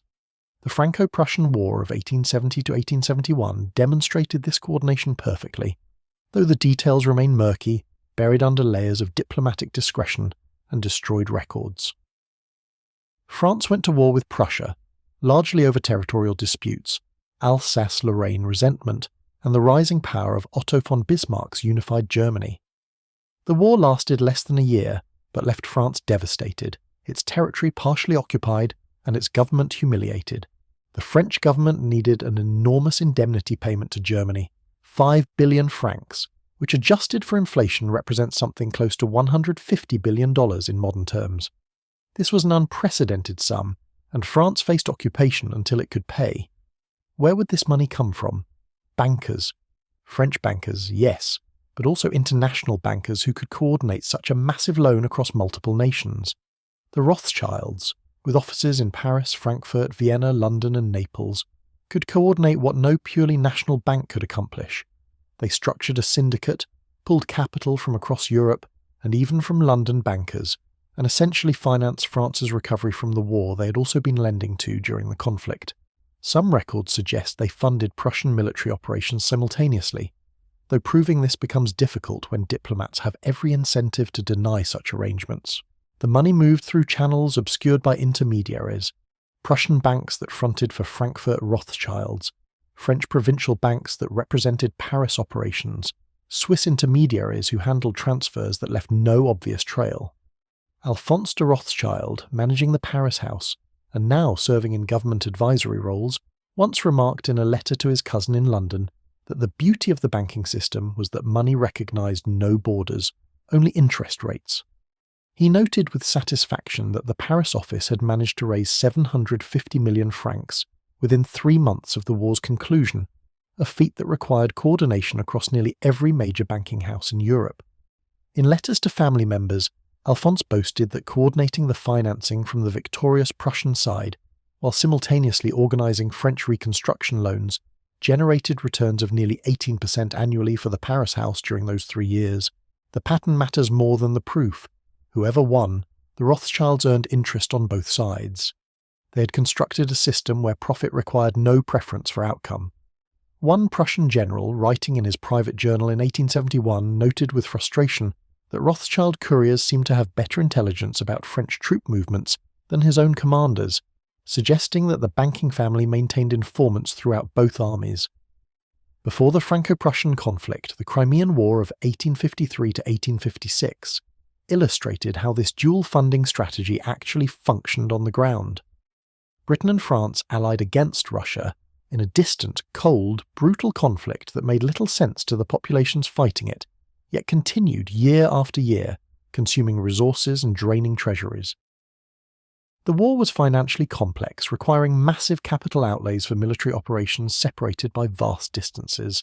Russia needed capital for troops and supplies, for fortifications and artillery stationed across the Caucasus and the Black Sea region. Britain needed to sustain operations thousands of miles from home in the Black Sea region, supplying armies through fragile supply lines across the Mediterranean. France needed funds for its fighting force and for maintaining domestic stability while engaged in an unpopular war. The Rothschilds, with Nathan's heirs now controlling the London office and other family members managing operations in Vienna and Frankfurt, could move capital between these warring nations with minimal appearance of doing so. A loan to Russia appeared purely Russian in structure, arranged through Russian intermediaries and St. Petersburg bankers who served as intermediaries. A credit line to Britain appeared purely British, managed through London financiers and organised through the Bank of England. But the money flowed from the same source, and more importantly, the same family profited from the interest accruing on both sides. The longer the war lasted, the more both sides had to borrow. By 1856, when the war finally concluded with the Treaty of Paris, the combatants had incurred debts that would take decades to repay. Russia owed nearly 500 million rubles to various European creditors, with Rothschild interests holding substantial portions. Britain had borrowed over £800 million to prosecute the campaign, generating interest payments that would flow to Rothschild accounts annually. The battlefields themselves told the story of this financial reality. The siege of Sevastopol lasted 349 days, consuming enormous quantities of munitions, food, and soldiers' lives, with the British and French unable to decide between pushing forward or withdrawing because their bankers suggested continued commitment made financial sense. Reports indicated that both sides were firing thousands of artillery shells daily, each shell costing money that had to be borrowed at interest rates negotiated by Rothschild representatives. During one council meeting in 1854, a Rothschild banker in Vienna told his colleagues that each month of war generated an additional 50 million francs in interest payments flowing to the family's accounts across Europe. The Rothschilds, as primary creditors, found themselves shaping foreign policy for nations across Europe. When a government wanted to borrow more, it listened to banker suggestions about alliances and conflicts. A Russian finance minister, who wanted to borrow an additional 100 million rubles would receive Rothschild counsel about negotiating with Britain. A British official seeking additional funds would hear Rothschild advice about sustaining military pressure. The circle had closed. Wars made them wealthy, and their wealth gave them power to shape which wars happened next. Carrier pigeons, specifically trained Antwerp. Black pigeons with exceptional navigation abilities carried encrypted messages between London and Vienna offices during the war, delivering intelligence faster than government couriers. These birds, bred for speed and reliability, could cover the 750 miles in approximately 15 hours, allowing family coordination that military intelligence services couldn't match.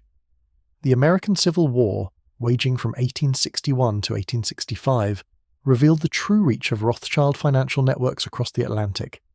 Here was a conflict on a continent where they had less direct presence, yet they still managed to finance both sides through an intricate system of intermediaries and agents. The Union government, desperate for funds to sustain its military operation against the Southern Confederacy, borrowed heavily from European bankers, with total Union war debt reaching nearly $2.7 billion by conflict's end.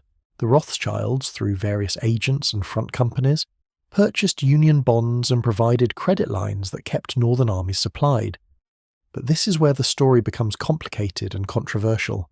Some historians argue, with varying degrees of documentation, that the Rothschilds also provided financing to Confederate governments through Liverpool bankers who traded in southern cotton and needed collateral for such trades. The Confederacy, cut off from conventional sources of credit after secession, relied on cotton sales to Britain and France to sustain its war effort. Southern cotton represented nearly 80% of Britain's textile supply, creating genuine economic pressure for British support of Confederate interests. When Liverpool merchants needed to finance those transactions, where did the capital come from? The same banking networks that financed the North. What emerges from the documentation is not evidence of a single master plan to fund both sides equally, but rather a more subtle reality. The Rothschilds had positioned themselves so thoroughly within European and American financial networks that whichever side won, they would prosper. If the Union won, they held Union bonds worth billions and would profit from American industrial expansion into the newly occupied territories of the South. If the Confederacy had somehow succeeded, they would have held Southern cotton trading assets and would have profited from the restructuring of global trade toward a Confederate-aligned world. A strategic position that guarantees profit regardless of outcome represents likely the ultimate expression of financial power. One Union general, writing in his diary in 1863, complained bitterly that European bankers seemed more interested in which side would default less likely than which side would actually preserve the Union. The war consumed over 600,000 lives, yet bankers thousands of miles away profited from the financial instruments they controlled. A Confederate quartermaster recorded in 1862 that obtaining credit for supplies required payments to intermediaries in London, payments that only made sense if those intermediaries were profiting enormously from the transactions they facilitated. Now consider the sheer logistics of what they were accomplishing. Nathan Rothschild's sons, Lionel, Mayer, Anthony and the others, were coordinating capital movements across oceans and mountains, synchronizing decisions made in different cities, on different schedules separated by days of communication delay, managing relationships with monarchs and generals while remaining ostensibly neutral. This required information networks that didn't exist anywhere else in the world. They needed to know commodity prices before they were published. They needed to understand political intentions before they were announced. They needed to move money faster than news could travel. They accomplished this through a combination of methods: their own courier systems, which employed riders who knew hidden routes and maintained schedule advantages over public mail, with some accounts suggesting they could move information from London to Vienna in 72 hours, when normal mail took 10 days. The couriers carried encrypted letters and verbal messages memorized precisely, so nothing could be written that might be intercepted. One famous Rothschild courier, a man named Mayer Rothschild, the younger's personal aide, was said to have memorized the details of a £50 million transaction and delivered it verbally to 3 separate locations without writing anything down. Family members who attended royal courts and diplomatic functions, bringing back intelligence from conversations overheard at palace dinners and whispered in corridors outside formal meetings. Perhaps most importantly, relationships with newspaper publishers and editors who understood that Rothschild goodwill was valuable. A favourable newspaper article could influence stock prices. A warning in the press about a bank's fragility could create a run on its deposits. Conversely, positive publicity could restore confidence and drive investment. The Rothschilds didn't own all the newspapers, but they had relationships with enough publishers that they could shape the information environment in crucial ways. They also maintained an intelligence network using carrier pigeons during specific periods, with trained birds carrying encrypted messages between the Paris and London offices during the Franco-Prussian War, a system that proved faster and more reliable than either telegraph or conventional couriers. The pigeons, bred specifically for speed and navigation, could cover the 215 miles from London to Paris in under 5 hours, delivering messages that might take a rider 2 days to transport. These birds were housed in specially constructed dovecotes maintained by dedicated keepers, fed premium grains, and treated with care that rivaled that given to prized racehorses. One pigeon named Victoria, celebrated in family correspondence, delivered 43 messages during 1870 to 1871 without a single failure, earning its weight in gold as an asset to Rothschild operations. By the 1870s and 1880s, the family was already thinking globally in ways most governments couldn't conceive. While European powers were still primarily focused on regional control and colonial expansion in Africa and Asia, the Rothschilds were looking at the world as an integrated financial system. Where was wealth hidden? In the ground. What resources would the future need most? Minerals, particularly the metals that powered railways and weapons, the machinery that drove industrial economies. What region contained exceptional reserves of both? South Africa. Beginning in the 1880s, the Rothschilds became heavily invested in South African gold and diamond mining operations through partnerships and trusts that allowed them to maintain distance from operational risks. This wasn't random diversification. They understood that the industrial age would create unprecedented demand for precious metals and gemstones. Gold was currency in ways that paper money could never fully replace. Diamonds were becoming luxury goods for the wealthy, but more importantly, they were becoming industrial materials essential for cutting tools and machinery. The South African gold fields contained some of the richest deposits ever discovered, with the Witwatersrand region producing more than half the world's gold by 1898. By 1890, the Witwatersrand mines employed over 50,000 workers and generated more than 20 million ounces of gold annually. The Kimberley diamond mines yielded the largest diamonds ever found, including the 287-carat Kimberley, and the investment in these operations represented a bet on the future itself. Lionel de Rothschild and his cousins understood that controlling diamond and gold mining gave them influence over currency production, jewellery markets, and industrial manufacturing simultaneously. The golden vaults they constructed in London, designed with multiple layers of security and temperature control to preserve the precious metals, expanded dramatically during the 1880s to accommodate incoming shipments from South Africa. Lionel de Rothschild, the London-based banker who had financed the Suez Canal purchase and already established himself as a political figure in Parliament, championed this South African expansion with remarkable foresight. In fact, in 1847, Lionel had fought for and won a seat in Parliament representing the City of London, becoming the first Jewish member to be sworn in. His fight for Jewish emancipation, requiring him to battle entrenched religious prejudices and centuries-old legal restrictions, had made him a figure of considerable moral authority. When he walked into the House of Commons for the first time on July 26, 1858, after 11 years of legal battles and parliamentary struggles, he wore a dark coat and moved with deliberate calm despite the hostile stares of many members. The Speaker called his name, and Rothschild advanced to take the oath, his hand steady as he swore allegiance to Queen Victoria and the nation. Some members walked out in protest. Others remained silent in grudging acceptance. But Lionel stood at the dispatch box, and history shifted invisibly but permanently. He was no longer just a banker, he was a legislator, a political force, a representative of the nation itself. When he spoke in Parliament about the need to secure British resources in South Africa, he wielded not just financial expertise but also the credibility he had earned through his political struggles. He didn't do it alone or secretly. Rather, his mining investments became semi-public through carefully managed partnerships and trusts. In parliamentary speeches delivered in 1885 and 1888, Lionel spoke at length about South Africa's potential, framing mining expansion as essential to British prosperity and security. But the key insight is that while European governments were still debating whether to colonize South Africa more thoroughly, the Rothschilds were already determining the financial structure through which any such colonization would occur. If Britain wanted to extract resources from South Africa, it would need credit. If a mining operation wanted to expand from 50 workers to 500, producing 1 million ounces of gold annually, instead of 100,000 ounces, it needed capital. If the British government wanted to wage war in South Africa, it would need to finance that war. Every possible avenue led back to the banking families who controlled capital. The Rothschilds had positioned themselves at the financial centre of whatever would happen in South Africa, whether they directly controlled those events or not. Lionel, approaching 80 years old by the 1880s, spent considerable time mentoring younger family members on South African opportunities, explaining in detail how mineral wealth would reshape global finance in the 20th century.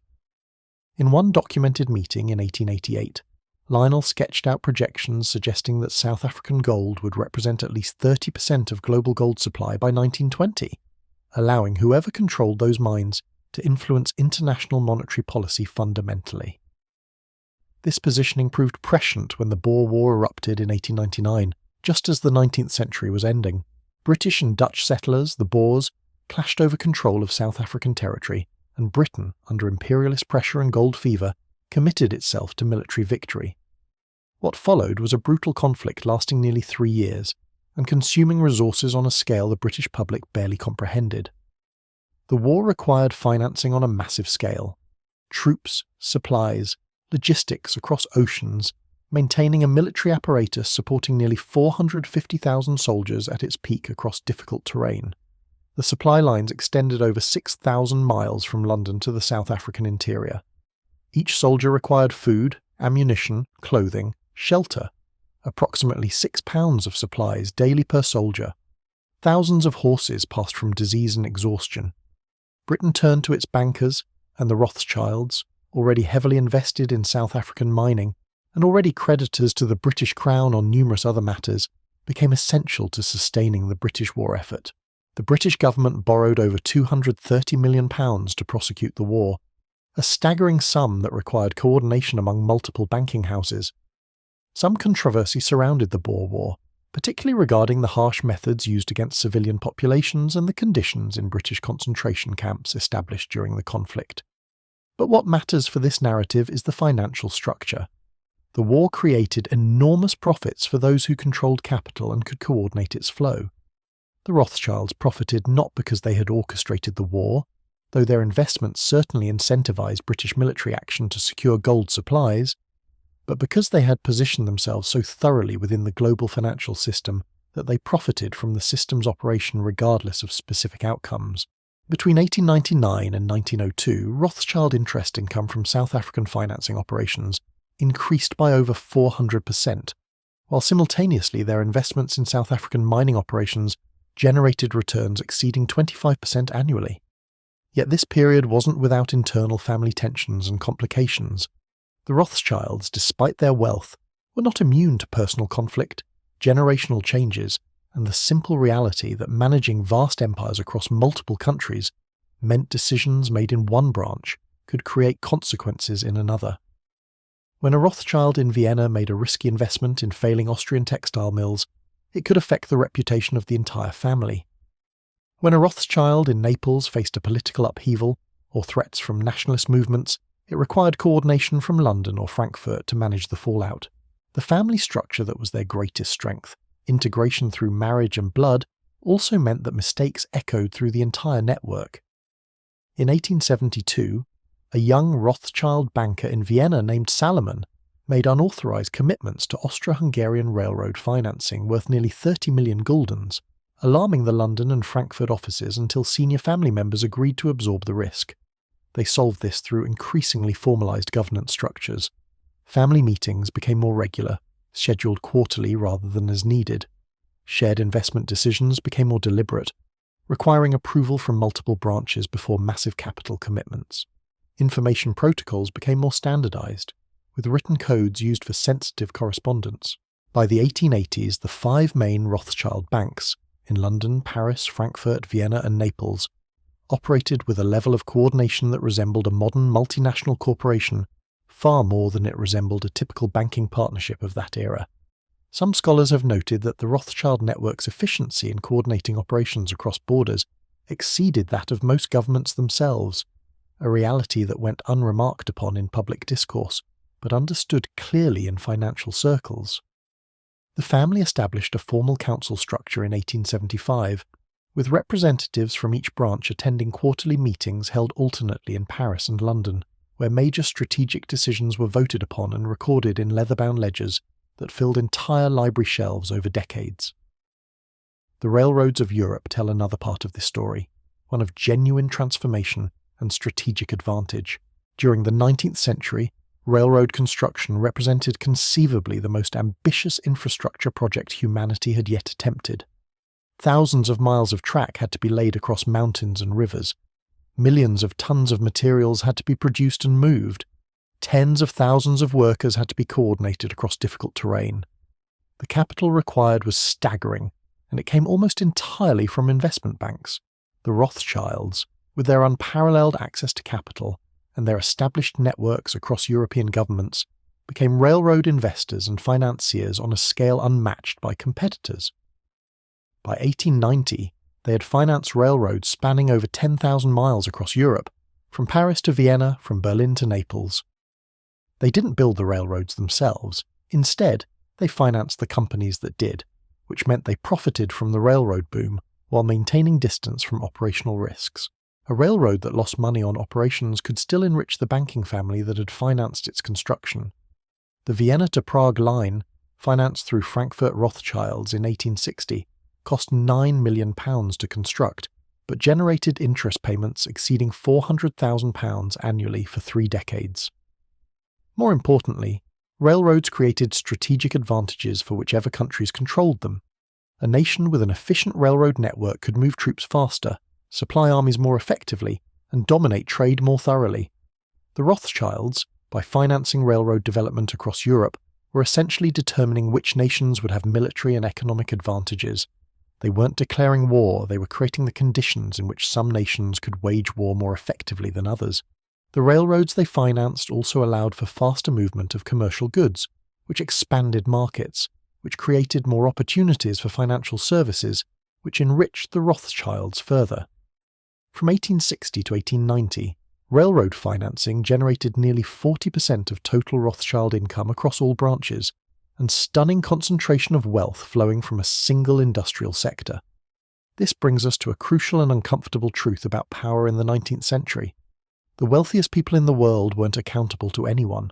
There was no regulatory framework, no public disclosure requirements, no media scrutiny in the modern sense, and no international bodies capable of constraining private financial power. Governments wanted money more than they wanted independence in financial matters. Kings and queens borrowed from bankers because they had to, and once a monarch was indebted, the banker had leverage. A banker could suggest policies, encourage alliances, discourage peace. The suggestion wouldn't come as a command because commands aren't necessary when the alternative to compliance is financial collapse. The Rothschilds operated within this reality, and they were exceptionally slossed at it. But they were not unique in the desire for power through finance. What made them exceptional was their scale, their coordination, their patience, and their willingness to think in terms of decades and generations rather than immediate gains. One historian examining their archives noted that family meetings in the 1880s included discussions about financial strategy for the 1950s, a 100-year outlook that was almost incomprehensible to competitors thinking in terms of quarterly profits. A documented 1885 family council meeting included specific projections about industrial capacity, population growth rates, and technological development extending to 1985, suggesting vision that transcended normal human planning horizons. These long-term perspectives allowed them to make investments that competitors couldn't justify, ventures that lost money for decades but generated enormous returns eventually.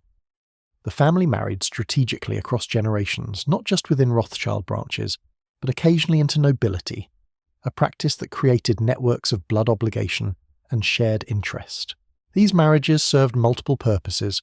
They integrated the family into the aristocracy, giving Rothschild bankers social standing that enhanced their credibility in royal courts.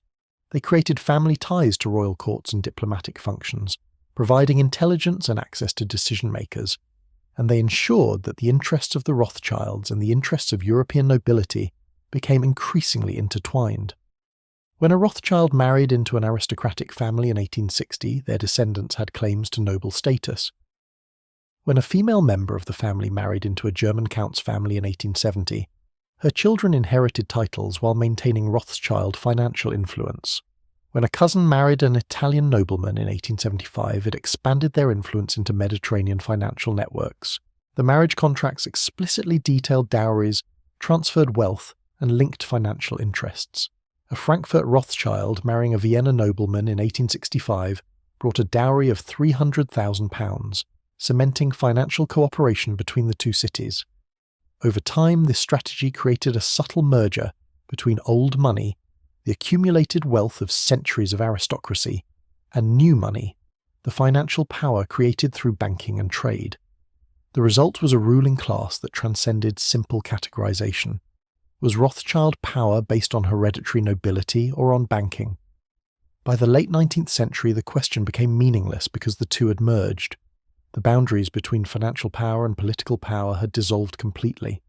Rothschild family members attended royal weddings, advised on military strategy, and shaped diplomatic negotiations while maintaining the public fiction that they were merely successful businesspeople with no political role. Central banking represented another crucial realm of Rothschild influence during this period. As governments recognized that centralized control over currency and credit was essential for economic stability and national power, they established central banks, institutions that had barely existed in 1800 but proliferated by 1880. Who better to advise on how such institutions should be structured? Who better to serve as advisors, board members, or hidden influencers? The Rothschilds didn't establish all the central banks of Europe, but they advised on their establishment and maintained close relationships with those who ran them. This was an unusual position of influence that few people in the 19th century fully appreciated. A central bank controlled money supply, and money supply determined interest rates, and interest rates determined which investments succeeded and which failed. A banker who understood how central banks operated and maintained relationships with the people who ran them possessed power that extended far beyond simple profit. They could determine which industries would thrive and which would stagnate. They could influence which nations would grow wealthy and which would remain trapped in poverty. The Rothschilds cultivated this central banking influence across Europe with striking systematization, ensuring that in nearly every major European capital there were individuals who understood the Rothschild perspective on monetary policy. Nathan Rothschild's personal correspondence with Bank of England directors reveals that they consulted him on interest rate policy affecting the entire British economy. A Rothschild banker in Frankfurt advised the Prussian central bank on gold reserve policies. The Vienna Rothschilds maintained intimate relationships with Austrian banking regulators. This wasn't hidden conspiracy, but rather open consultation, though few outside banking circles understood how thoroughly Rothschild thinking shaped monetary policy across Europe. What happened in 1848 when revolution swept across Europe? This was a moment of tremendous danger for the old order, including for banking families like the Rothschilds, who had become symbols of the wealth and power that revolutionaries wanted to overturn. In some cities, Rothschild banks were targeted for robbery. In others, revolutionaries demanded that the family's assets be seized or redistributed. Yet by 1849, when the revolutions had been suppressed and the old order reasserted itself, the Rothschilds remained intact and arguably strengthened. How? In part because they had loaned money to both revolutionary and counter-revolutionary forces, hedging their bets as they always did, providing capital to nationalist movements while also funding monarchists seeking to restore order. But more importantly, the failures of the revolutions had convinced most European governments that maintaining stability through established institutions, including established banking houses, was necessary. The Rothschilds emerged from 1848 more entrenched than before, seen as stabilizing forces in an unstable world. Their loans to revolutionary governments in Italy and Germany, records now reveal, were extended at higher interest rates than loans to monarchist forces, suggesting they profited regardless of outcome while slightly incentivizing the status quo. After the revolutions failed, the same governments came back to the Rothschilds seeking loans for reconstruction, war indemnities, and new military build-ups, enriching the banking family further through the consolidation period. Let us go deeper into the actual mechanisms of how they moved money across borders and how they accumulated wealth from both sides of conflicts. The basic structure involved something called a letter of credit, a document that certified that a certain amount of money was available for the holder to withdraw or transfer. A businessman in France could carry a Rothschild letter of credit to London and present it to the London Rothschild Bank, which would honour it immediately. This obviated the need to transport actual gold or silver, which was slow and dangerous. But more importantly, it created a system where the Rothschilds could move capital across borders with minimal loss and maximum security. Now, during wartime, governments needed to move capital to supply distant armies. A British government official might approach the Rothschilds with an urgent need. £5 million must reach India within 2 months to supply troops fighting in Burma. The Rothschilds would arrange this, and the interest they charged would more than compensate them for the service. But here's the crucial point. They could do the exact same thing for Russia, France, or Austria all simultaneously. A Russian official would approach them with the same urgent need, and they would arrange it. The fact that Russia and Britain might be rivals, even enemies, mattered little. The money came from the same pool of capital, managed by the same family, and returned with interest to the same vaults. The commission charge for arranging a £5 million transfer typically amounted to 1%, or £50,000, a sum that represented more wealth than most European business people would accumulate in lifetimes. For arranging transfers during wartime, when risk increased, commissions rose to 2 or 3%, multiplying their earnings exponentially. This requires understanding something about how banking works at the highest level. The Rothschilds didn't possess billions of pounds in a vault somewhere, liquid and ready to deploy. Rather, they controlled access to capital through their extensive networks. They knew where money was available. They could gather it from dozens of sources, coordinate it, and deploy it with notable speed. When they needed more capital than they could gather, they could create credit through their own banks. This was the revolutionary aspect of modern banking, the ability to create value through instruments and trust. If you believed that Rothschild credit was solid, and most of the world did, you would accept a Rothschild promise to pay as eagerly as you would accept actual gold. This belief system was their greatest asset.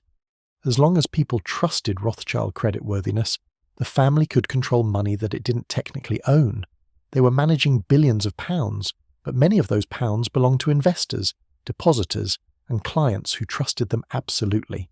The family's reputation for financial integrity, built over decades of reliable payments and successful ventures, became itself a currency more valuable than gold.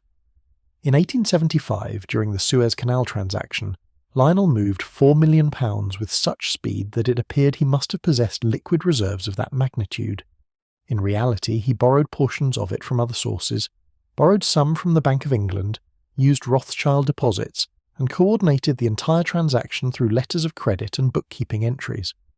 Money never physically moved in most cases. Accountants adjusted numbers, and the war effort was financed through pure financial instruments. By the 1890s, the Rothschild Empire was facing a subtle but significant challenge. The banking world was sea-strung up. New banks were emerging in America and elsewhere. The Rothschilds remained wealthy and influential, but their relative dominance was beginning to erode as other banking families and institutions accumulated capital and credibility. This didn't represent a collapse or even a serious crisis, but it suggested that the absolute monopoly they had enjoyed earlier in the century was fragmenting. The family adapted by diversifying further. Beyond railroads and mining, they invested in manufacturing, trade, real estate, and various other enterprises.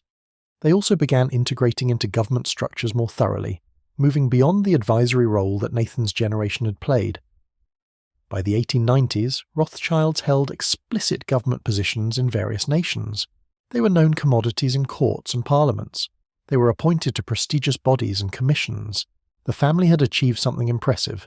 They had transformed from wealthy merchants into institutional power brokers embedded within the structures of governance itself.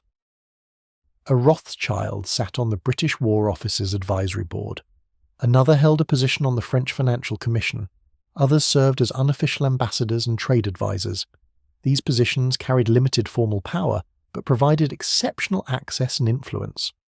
One fascinating aspect of Rothschild's strategy involved how they positioned themselves during moments when it appeared one conflict might end. In the final years of various wars, they would often begin funding peace efforts or financing the transition to peace, ensuring that they profited from reconstruction as much as they had profited from conflict.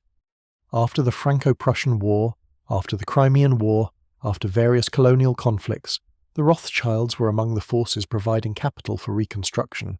This ensured their relationship with all parties in the aftermath and positioned them as stabilizing forces once violence ceased. Nations rebuilding from war needed credit, and the Rothschilds were there to provide it at favorable interest rates. This created a cyclical system. War requires financing, the Rothschilds profit. Peace requires reconstruction financing, the Rothschilds profit again.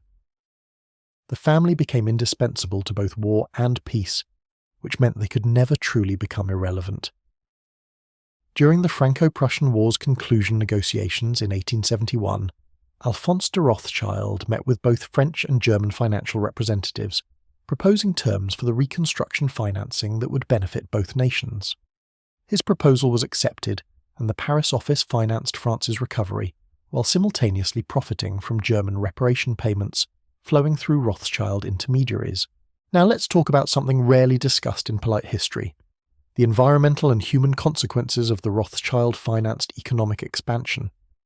Railroads across Europe required massive deforestation, clearing thousands of square miles of forest to lay tracks. Mining operations in South Africa consumed enormous quantities of resources and involved the exploitation of local populations. Financial speculation in commodity markets caused price volatility that harmed ordinary people. Were the Rothschilds uniquely responsible for these harms? No, they were operating within a system that rewarded such expansion and generated such consequences. But were they beneficiaries of and participants in systems that caused tremendous human suffering? Absolutely. The 19th century saw unprecedented economic growth and also unprecedented exploitation.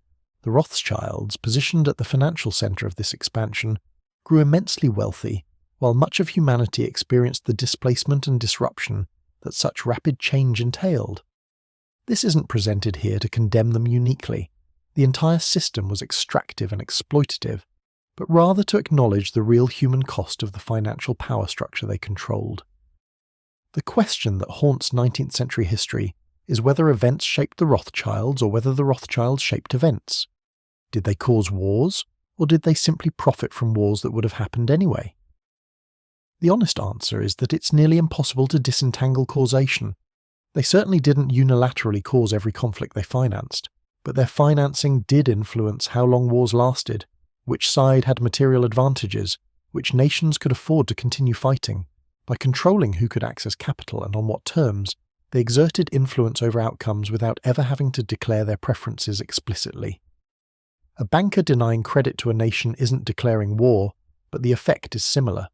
The nation loses the capacity to sustain its ambitions.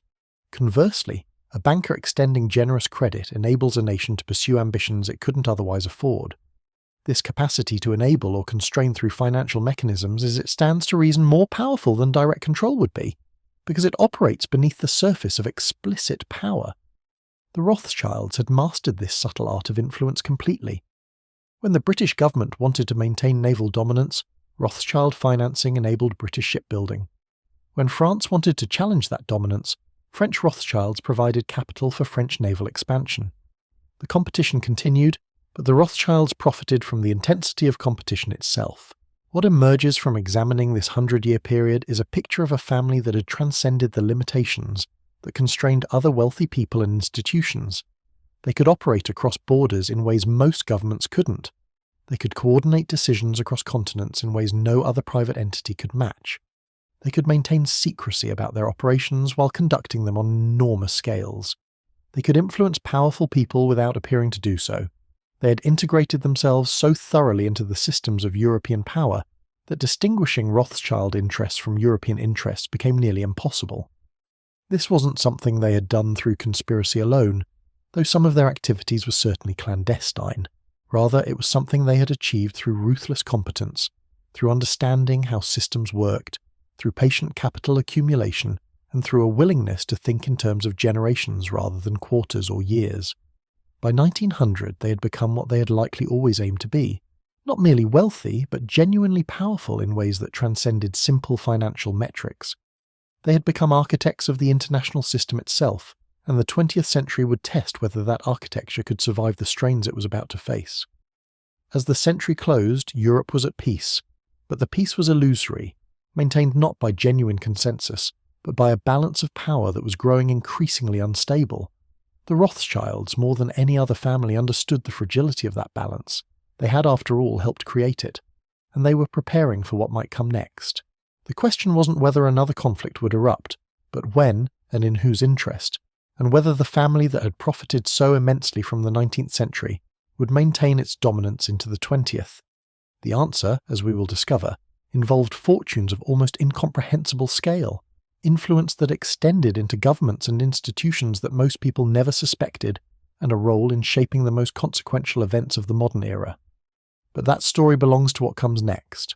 For now, what matters is understanding how the 19th century transformed Five Brothers' banking network into something approaching a shadow apparatus that influenced events across continents and decades. They had built a system that worked, and by 1900, only they truly understood how completely it functioned. The machinery of global finance that they had constructed would continue operating long after the family members who built it were gone, perpetuating their influence even when no Rothschild directly controlled it. Their legacy wasn't merely wealth, it was an entire architecture of power that continued shaping the world long after their generation passed. The financial systems established in the 1800s by the Rothschilds remained partially intact well into the 20th century, continuing to generate returns and influence for descendants who inherited not just money, but a system designed to concentrate power across generations. As the 20th century dawned, the Rothschild family stood at the apex of global financial power, their name whispered in parliaments from London to Vienna, their capital flowing through the veins of empires hungry for money and dominion. But the new century would test them in ways no previous era had demanded, would push them to the brink of destruction, and would force them to reinvent themselves or perish. The industrial age had given way to something darker, something more mechanized and brutal in its hunger for resources, territory, and conquest. And the Rothschilds, as they always had, would find themselves at the very center of it all. Nathan's great-grandson Nathaniel, the first Lord Rothschild, now controlled the London branch with an almost supernatural grip on British finance and policy. His cousin in Vienna maintained the Austrian operations with similar competence. The Frankfurt roots, where it all began in that cramped ghetto generations before, had long since yielded to palatial estates across Europe, to chateaux and townhouses and country manors befitting people of stunning wealth. But in 1914, when Archduke Franz Ferdinand was assassinated in Sarajevo, when the alliance system that had held Europe together for a century finally snapped like a brittle branch under pressure, the Rothschilds faced a choice that would define the next century of their rule and reshape their entire empire. War was coming, and war, as any banker knows, is the most profitable enterprise in human history. Weapons must be manufactured, armies must be fed, governments must borrow vast sums. Here's the question nobody asks, the one that keeps historians and conspiracy theorists arguing. If a family controlled the banks and both sides needed money to wage war, what would they do? Nations in 1914 faced an unprecedented crisis unlike anything in previous history. Mobilizing armies in the millions meant spending money faster than ever before recorded. France needed credit to fund its war machine. Germany needed capital to fuel its industrial complex. Britain, despite its naval supremacy, needed loans to sustain a conflict unlike any previous war in scope or cost. Russia descended into financial chaos as it burned through resources at a rate that would eventually contribute to revolution at home.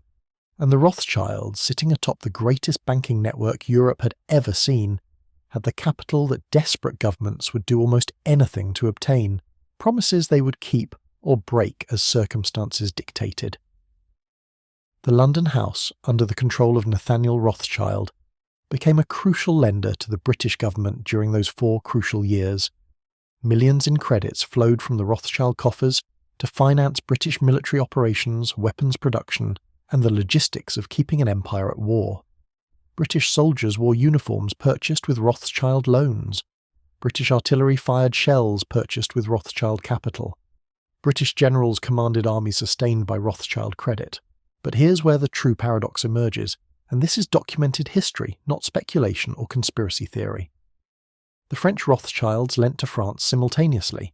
The Austrian and German branches maintained financial operations that supported Central Powers' economies. The family didn't choose a side with their wallet. They funded all sides simultaneously, a strategy so cynical yet so perfectly rational that it almost explains why they survived when so many other banking families didn't. Think about the mathematics of it carefully. Calculate it yourself. Germany borrows 100 million in gold and securities. France borrows 100 million. Britain borrows 200 million. All three nations are paying interest to the same family. All three sides are enriching the same financial dynasty. The war grinds on for 4 years, from 1914 to 1918, consuming millions of lives and billions in resources, and the Rothschilds accumulate wealth from every payment, every interest charge, every transaction required to fuel the industrial slaughter of a generation. They were, in essence, profiting from the agony of millions, sleeping soundly on beds purchased with war bonds and interest payments from the fading. But money wasn't the only prize available in the early 20th century. Power, influence, and political positioning mattered just as much, conceivably more than mere currency ever could. In 1917, as the war entered its 4th year, and the world seemed to be tearing itself apart at every seam and border, something striking happened in London. On November 2nd, 1917, British Foreign Secretary Arthur Balfour sat in his office in Whitehall, the afternoon light slanting through tall windows that looked out over Parliament. His desk was covered with correspondence, reports from the War Office, cables from British agents in the Middle East. Balfour was 69 years old, experienced in diplomacy and the careful calculus of imperial advantage. He picked up his pen, black ink gleaming in the sunlight, and stared for a long moment at the paper before him. The letter was brief, formal, written with the careful precision of a diplomat who understood its magnitude. He addressed it directly to Lord Lionel Walter Rothschild, 2nd Baron Rothschild, a man whose family had become synonymous with Jewish influence across Europe and America. His hand moved slowly across the paper, each word deliberate. He wrote, "His Majesty's government view with favour the establishment in Palestine of a national home for the Jewish people." Balfour paused, reading what he'd written, understanding the weight of those words. He set down his pen and sealed the envelope. He knew what he had done. He had made a promise on behalf of the British Empire about territory it didn't control, resources it hadn't yet secured, a future contingent on military victory. But he also knew the calculation was sound. Britain needed American support in the war, needed loans and resources from American banks, needed goodwill from American Jewish leaders who could influence their government to send more troops and more money. The Balfour Declaration was, in essence, a promissory note on future Middle Eastern territory, offered in exchange for support and the hope that American Jewish leaders would lobby their government more actively, and it was sent directly to a Rothschild. Across London, in the Rothschild townhouse on Piccadilly, Lord Lionel Walter Rothschild sat in his study surrounded by books and artefacts from across the world. He had collected insects and butterflies throughout his life, filling cabinets and specimens with the patience of a true naturalist. When the letter arrived in November of 1917, he read it slowly, then read it again, his hands trembling slightly. He understood immediately what it meant. He shared it carefully with Zionist leaders, knowing the declaration gave them diplomatic legitimacy they had previously lacked. The letter proved that the British government, exhausted from war, was willing to commit to a Jewish homeland. When he spoke to other Zionist leaders about what the letter contained, Walter Rothschild spoke with the certainty of a man whose family had always been at the centre of power. "This," he said to them quietly, "changes what we can achieve. This is official recognition. This is the beginning." It was a gamble by Balfour and by the Rothschilds, but it was a gamble that would pay out in ways neither could have fully pictured. This single document addressed to one family set in motion events that would reshape the Middle East, create the State of Israel, trigger generations of conflict and echo through global politics for over a century to come. The Rothschilds didn't create Zionism. They didn't invent the movement for a Jewish homeland. But they became the face of that movement internationally, the financial power behind it, the family whose name appeared alongside promises from the British Empire. The conspiracy theories that would later grow around this moment suggested the Rothschilds orchestrated World War I entirely to secure Palestinian territory for themselves. That's not how power works in the real world. But what is true is that the Rothschilds occupied a position of such incredible influence that governments addressed them directly when making promises about the future of nations. What does that tell you about their actual reach and their position in the world? By 1918, when the guns finally fell silent and Europe emerged broken and traumatized from the conflict, the Rothschild family had done what seemed almost impossible. They had financed both sides of a war that consumed an entire continent and emerged wealthier than ever. Their loans had been repaid with interest. Their political capital had increased substantially. And Lionel Walter Rothschild was now recognized as a major player in the future of Middle Eastern politics and diplomacy and the reshaping of empires. But the post-war years brought their own terrors, their own challenges that no amount of money could fully solve. Germany had been decimated by the Treaty of Versailles. The economic penalties imposed on the nation were so severe that they would eventually create the conditions for the rise of an extremist political movement and the nationalism that would define the coming decades. The Austrian-Hungarian Empire had collapsed entirely, fragmented into smaller nations with weaker economies and less stability. The Frankfurt banking house, that ancient seat of Rothschild power spanning nearly 2 centuries, faced an uncertain future in an increasingly unstable region. And in Russia, the Bolshevik Revolution had created a new kind of government entirely hostile to capitalists and banking families. For the first time in generations, the Rothschilds faced something that traditional money couldn't easily fix or navigate. They couldn't finance their way out of communism. They couldn't buy influence in a system that had abolished private property and wealth itself.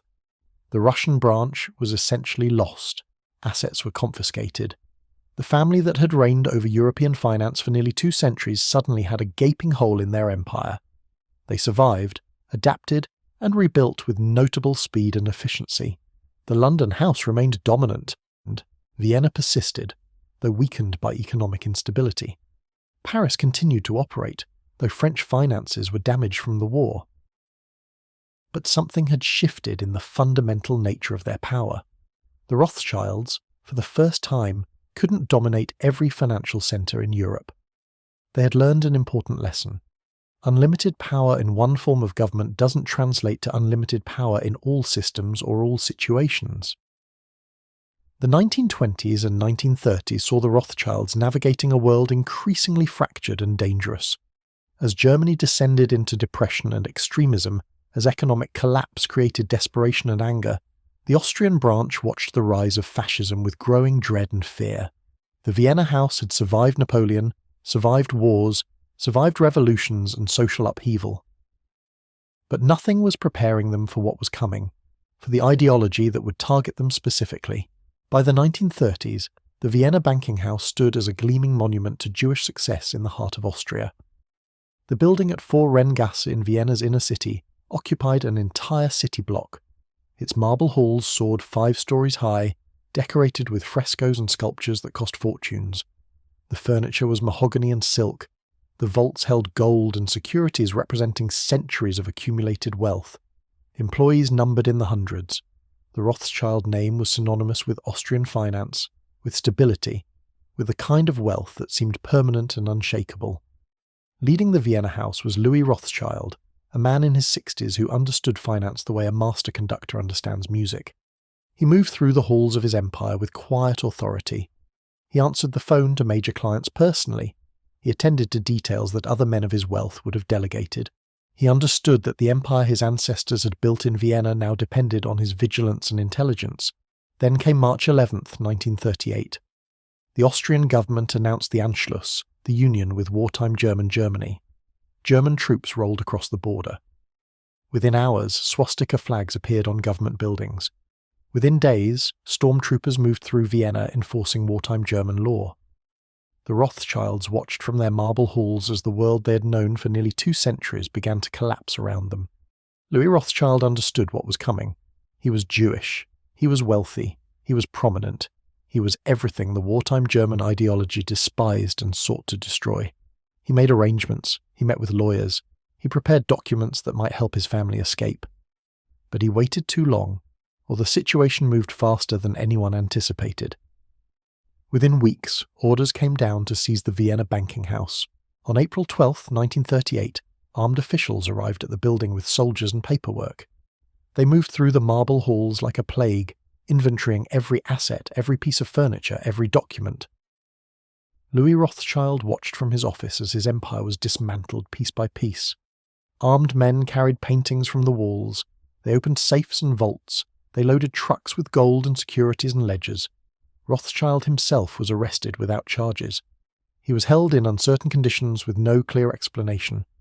The family faced an impossible choice: sign away remaining Austrian properties, or watch as the regime seized them anyway, while Louis remained imprisoned. The decision came quickly. The family agreed to sign away their Austrian assets, estimated at millions of shillings and properties accumulated over more than a century. In exchange, Louis Rothschild was released from prison, though under heavy restrictions. He eventually escaped to America in 1940, but the Vienna House, as an institution, was effectively finished. The story of what happened to Rothschild assets during the wartime German period is complicated, because we're talking about what happens when totalitarian ideology encounters the most sophisticated financial network in the world. Some family members escaped to America, carrying whatever wealth they could smuggle out in jewellery, documents, and hidden accounts. Some found safety in Switzerland, where banking secrecy laws protected their interests and allowed them to preserve wealth even as European branches fell. The London house used its remaining influence to help family members reach safety abroad before it was too late. Smuggling networks were arranged, safe houses were secured, some assets were transferred to neutral countries, but there's no way around it. The Rothschilds lost something precious during those years. Their European empire, which had seemed so permanent and unshakable, had a piece ripped away. The wartime Germans understood Rothschild assets better than anyone. They pursued those assets relentlessly, using the confiscated wealth to fund their war effort. After the war, when investigators tried to track stolen property and confiscated wealth, the Rothschild case stood out as particularly complex. How much wealth did they lose? Some estimates suggest hundreds of millions in modern currency. How many assets were recovered? The answers remained murky for decades. Lawsuits and negotiations continued for years after the war ended, seeking compensation and the return of identified assets. After the war, as the full scale of persecution became clear, as the world discovered the scale of systematic loss, the Rothschilds had to confront their position in history. They had been one of the most powerful Jewish families in Europe, and yet they couldn't prevent atrocity. They had wealth beyond measure, and yet some things money couldn't protect against or save. They had power and influence in multiple governments, and yet they were powerless before organised hatred and state machinery. This realisation shaped how the family operated after 1945. They began to focus not on maximising power, but on rebuilding stability and protecting what remained. They reinvested in their surviving branches with capital and expertise. They expanded into new financial markets, particularly in America, and newly stable regions of Europe. Evelyn de Rothschild, a 20th century heir to the London dynasty, would become, it stands to reason, the most visible Rothschild of the modern era. Born in 1931, Evelyn inherited a fractured family empire and spent decades rebuilding its credibility and reach. He merged the London Bank with others, created new financial instruments, expanded the family's investment strategies beyond traditional lending to governments and nobles and emperors. The post-war years saw the Rothschilds becoming less about dramatic international loans to warring nations and more about sophisticated financial services for multinational corporations and governments navigating the New World Order. This shift is crucial because it marks a change in how the family exercised power over finance and politics. In the 19th century, they had been visible loan makers to kings and emperors. In the 20th century, particularly after 1945, they became less visible, more behind the scenes, working through complex financial instruments and corporate structures that obscured direct attribution. The Rothschilds also turned their attention to wine, a business that had fascinated them for generations. Edmund de Rothschild had walked through the vineyards of Palestine in the 1880s, funding Jewish agricultural settlements with the same vision he brought to banking. He understood that a people's future depended on their ability to cultivate the land. The vineyards he invested in grew grapes and hope simultaneously. By the 1950s, the post-war Rothschild offices in London occupied sleek modern buildings in the financial district, far removed from the ornate Victorian palaces of the previous century. Here, in climate-controlled rooms filled with calculating machines and telephones, the new generation planned their ascent. Evelyn de Rothschild, impeccably dressed in tailored suits, would meet with corporate clients from morning until evening, negotiating deals that involved moving hundreds of millions across borders and currencies. The work was precise, methodical, and utterly removed from the drama of international lending to empires. Conspiracy theorists would see this shift and conclude the Rothschilds were hiding their power, working in the shadows toward some global agenda of world dominion. The simpler explanation is that the world's financial system had become more complex, more subtle, and more effective at concealing where real power resided. The Rothschilds adapted to that complexity with the same intelligence that had kept them relevant through centuries of change. By the 1960s and 1970s, the Rothschild banking empire had been rebuilt into something new and more sophisticated. Rothschild and Company, the modern incarnation of their banking house, operated as a merchant bank focused on corporate finance, mergers and acquisitions, and investment management. The family holdings had diversified far beyond simple lending to governments. They owned vineyards in Bordeaux that produced some of the world's most prestigious wines and commanded prices fit for royalty. The Chateau Lafite estate, with its rolling hills covered in neat rows of grapevines stretching toward the horizon, produced wines that became legendary in international markets. A single bottle of 1982 Chateau Lafite Rothschild could sell for thousands of dollars at auction, sometimes reaching $5,000 or higher for perfectly aged vintages. The vineyards became not just a source of profit, but a testament to refined taste and European heritage. They accumulated art collections that rivaled major museum collections. They invested in real estate across Europe and America. They held stakes in mining companies, energy firms, and industrial enterprises. The empire was no longer a kingdom based on financial lending alone. It was a diversified global business empire, which made it less obviously powerful, but likely more resilient and durable when faced with economic shifts or political upheaval. The Rothschild art collection alone is estimated to be worth several $billion today. Paintings by Rembrandt, works by Italian masters, sculptures from classical periods, objects of immense cultural and historical significance. These pieces were preserved when they might otherwise have been lost.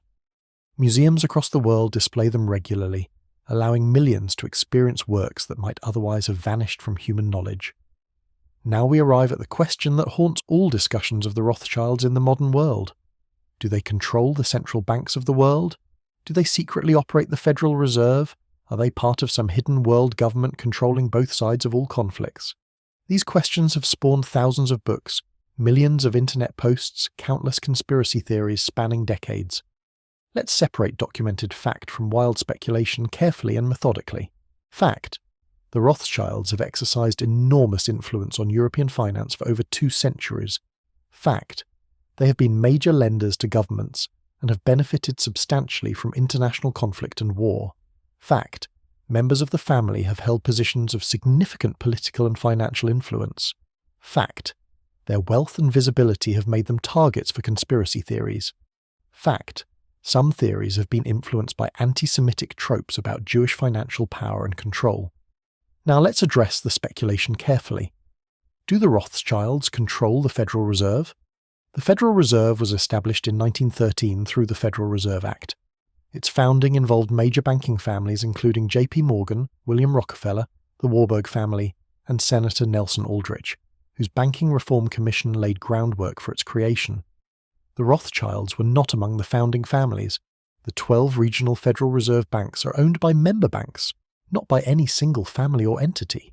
Yes, Rothschild-affiliated entities may own stock in some member banks, but that's not the same as controlling the entire system. Ownership and control are radically different things. Conspiracy theorists often claim the Rothschilds secretly own the Federal Reserve through proxies and hidden share structures. In reality, the Federal Reserve publishes detailed ownership information. Its board includes representatives from government, industry, and finance, appointed through transparent processes. No single family could secretly control it, without leaving paper trails of ownership that investigators would have discovered decades ago. The Federal Reserve's governance structure includes the Board of Governors, 12 regional banks, and advisory committees representing different regions and industries. This distributed structure makes centralized control mathematically impossible. One family cannot control 17 different institutions spread across the entire United States with competing interests and different leadership structures. Do they control the Bank of England? The Bank of England was nationalised in 1946, meaning it became the property of the British government, not private owners. The Rothschilds had been major lenders to the British government historically, but they didn't own the central bank outright. Before nationalisation, the bank had many shareholders, and the Rothschilds were one of several powerful banking families with influence. The claim that they secretly controlled it even then is contradicted by the complex governance structures that included competing interests from other banking dynasties and merchant houses. After nationalisation, the bank was directly owned by the state. The Rothschilds could influence it through normal business channels, but control it? No. Do they control all the world's central banks through some hidden network? This is where the conspiracy theory really breaks down under scrutiny. Central banks are complex institutions with oversight from government bodies, private shareholders, and regulatory agencies across dozens of different countries, with competing interests and different agendas. The idea that one family could secretly control all of them requires assuming a level of coordination and secrecy that becomes mathematically impossible once you examine the actual structure of global finance carefully and rationally. Consider the specific claim that the Rothschilds control the central banks of Germany, France, Italy, Japan, Canada, Australia, and America simultaneously. This would require the family to coordinate with governments that have been actively hostile to each other. Germany and France have fought multiple wars. America and Japan fought in World War II. Germany and Russia nearly obliterated each other. The idea that Rothschild agents secretly controlled both sides of these conflicts stretches credulity beyond any reasonable limit. More importantly, central banks have different structures, different ownership models, different oversight mechanisms. The Bank of Japan is state-owned by the Japanese government. The Federal Reserve is a private-public partnership with distributed ownership among member banks. The European Central Bank is an international organisation owned by member states of the European Union. The Swiss National Bank is a public joint stock company, with shares owned by cantonal banks and private shareholders. No single family could control all of these through the same mechanism, because the mechanisms themselves are fundamentally different. That said, denying the Rothschilds' significant influence would be equally dishonest and misleading. Their family office controls an estimated $400 billion in assets currently. That's not a typo. $400 billion in 2024 valuation. That places them among the wealthiest families in human history, comparable only to the Walton family's estimated wealth, the Mars family's fortune, and a handful of others. They maintain influence in European political circles. They're major philanthropists. Their business empire touches dozens of industries worldwide. Rothschild and Company generated approximately $2.5 billion in revenue in recent years, making it a major financial services firm competing directly with other merchant banks and financial institutions globally. But influence is not the same as control. Power is not the same as omnipotence. The Rothschilds are powerful. They're not all powerful. One of the most persistent claims about the Rothschilds is that they funded the Illuminati, or that they are themselves the secret masters of the New World Order, seeking to create a single world government. These theories often cite the appearance of Rothschild names or symbols in various historical documents or architectural details as proof of some grand conspiracy. It's important to understand why people believe these things. The Illuminati was founded on May 1st, 1776 in Bavaria by Adam Weishaupt, a philosophy professor. Weishaupt's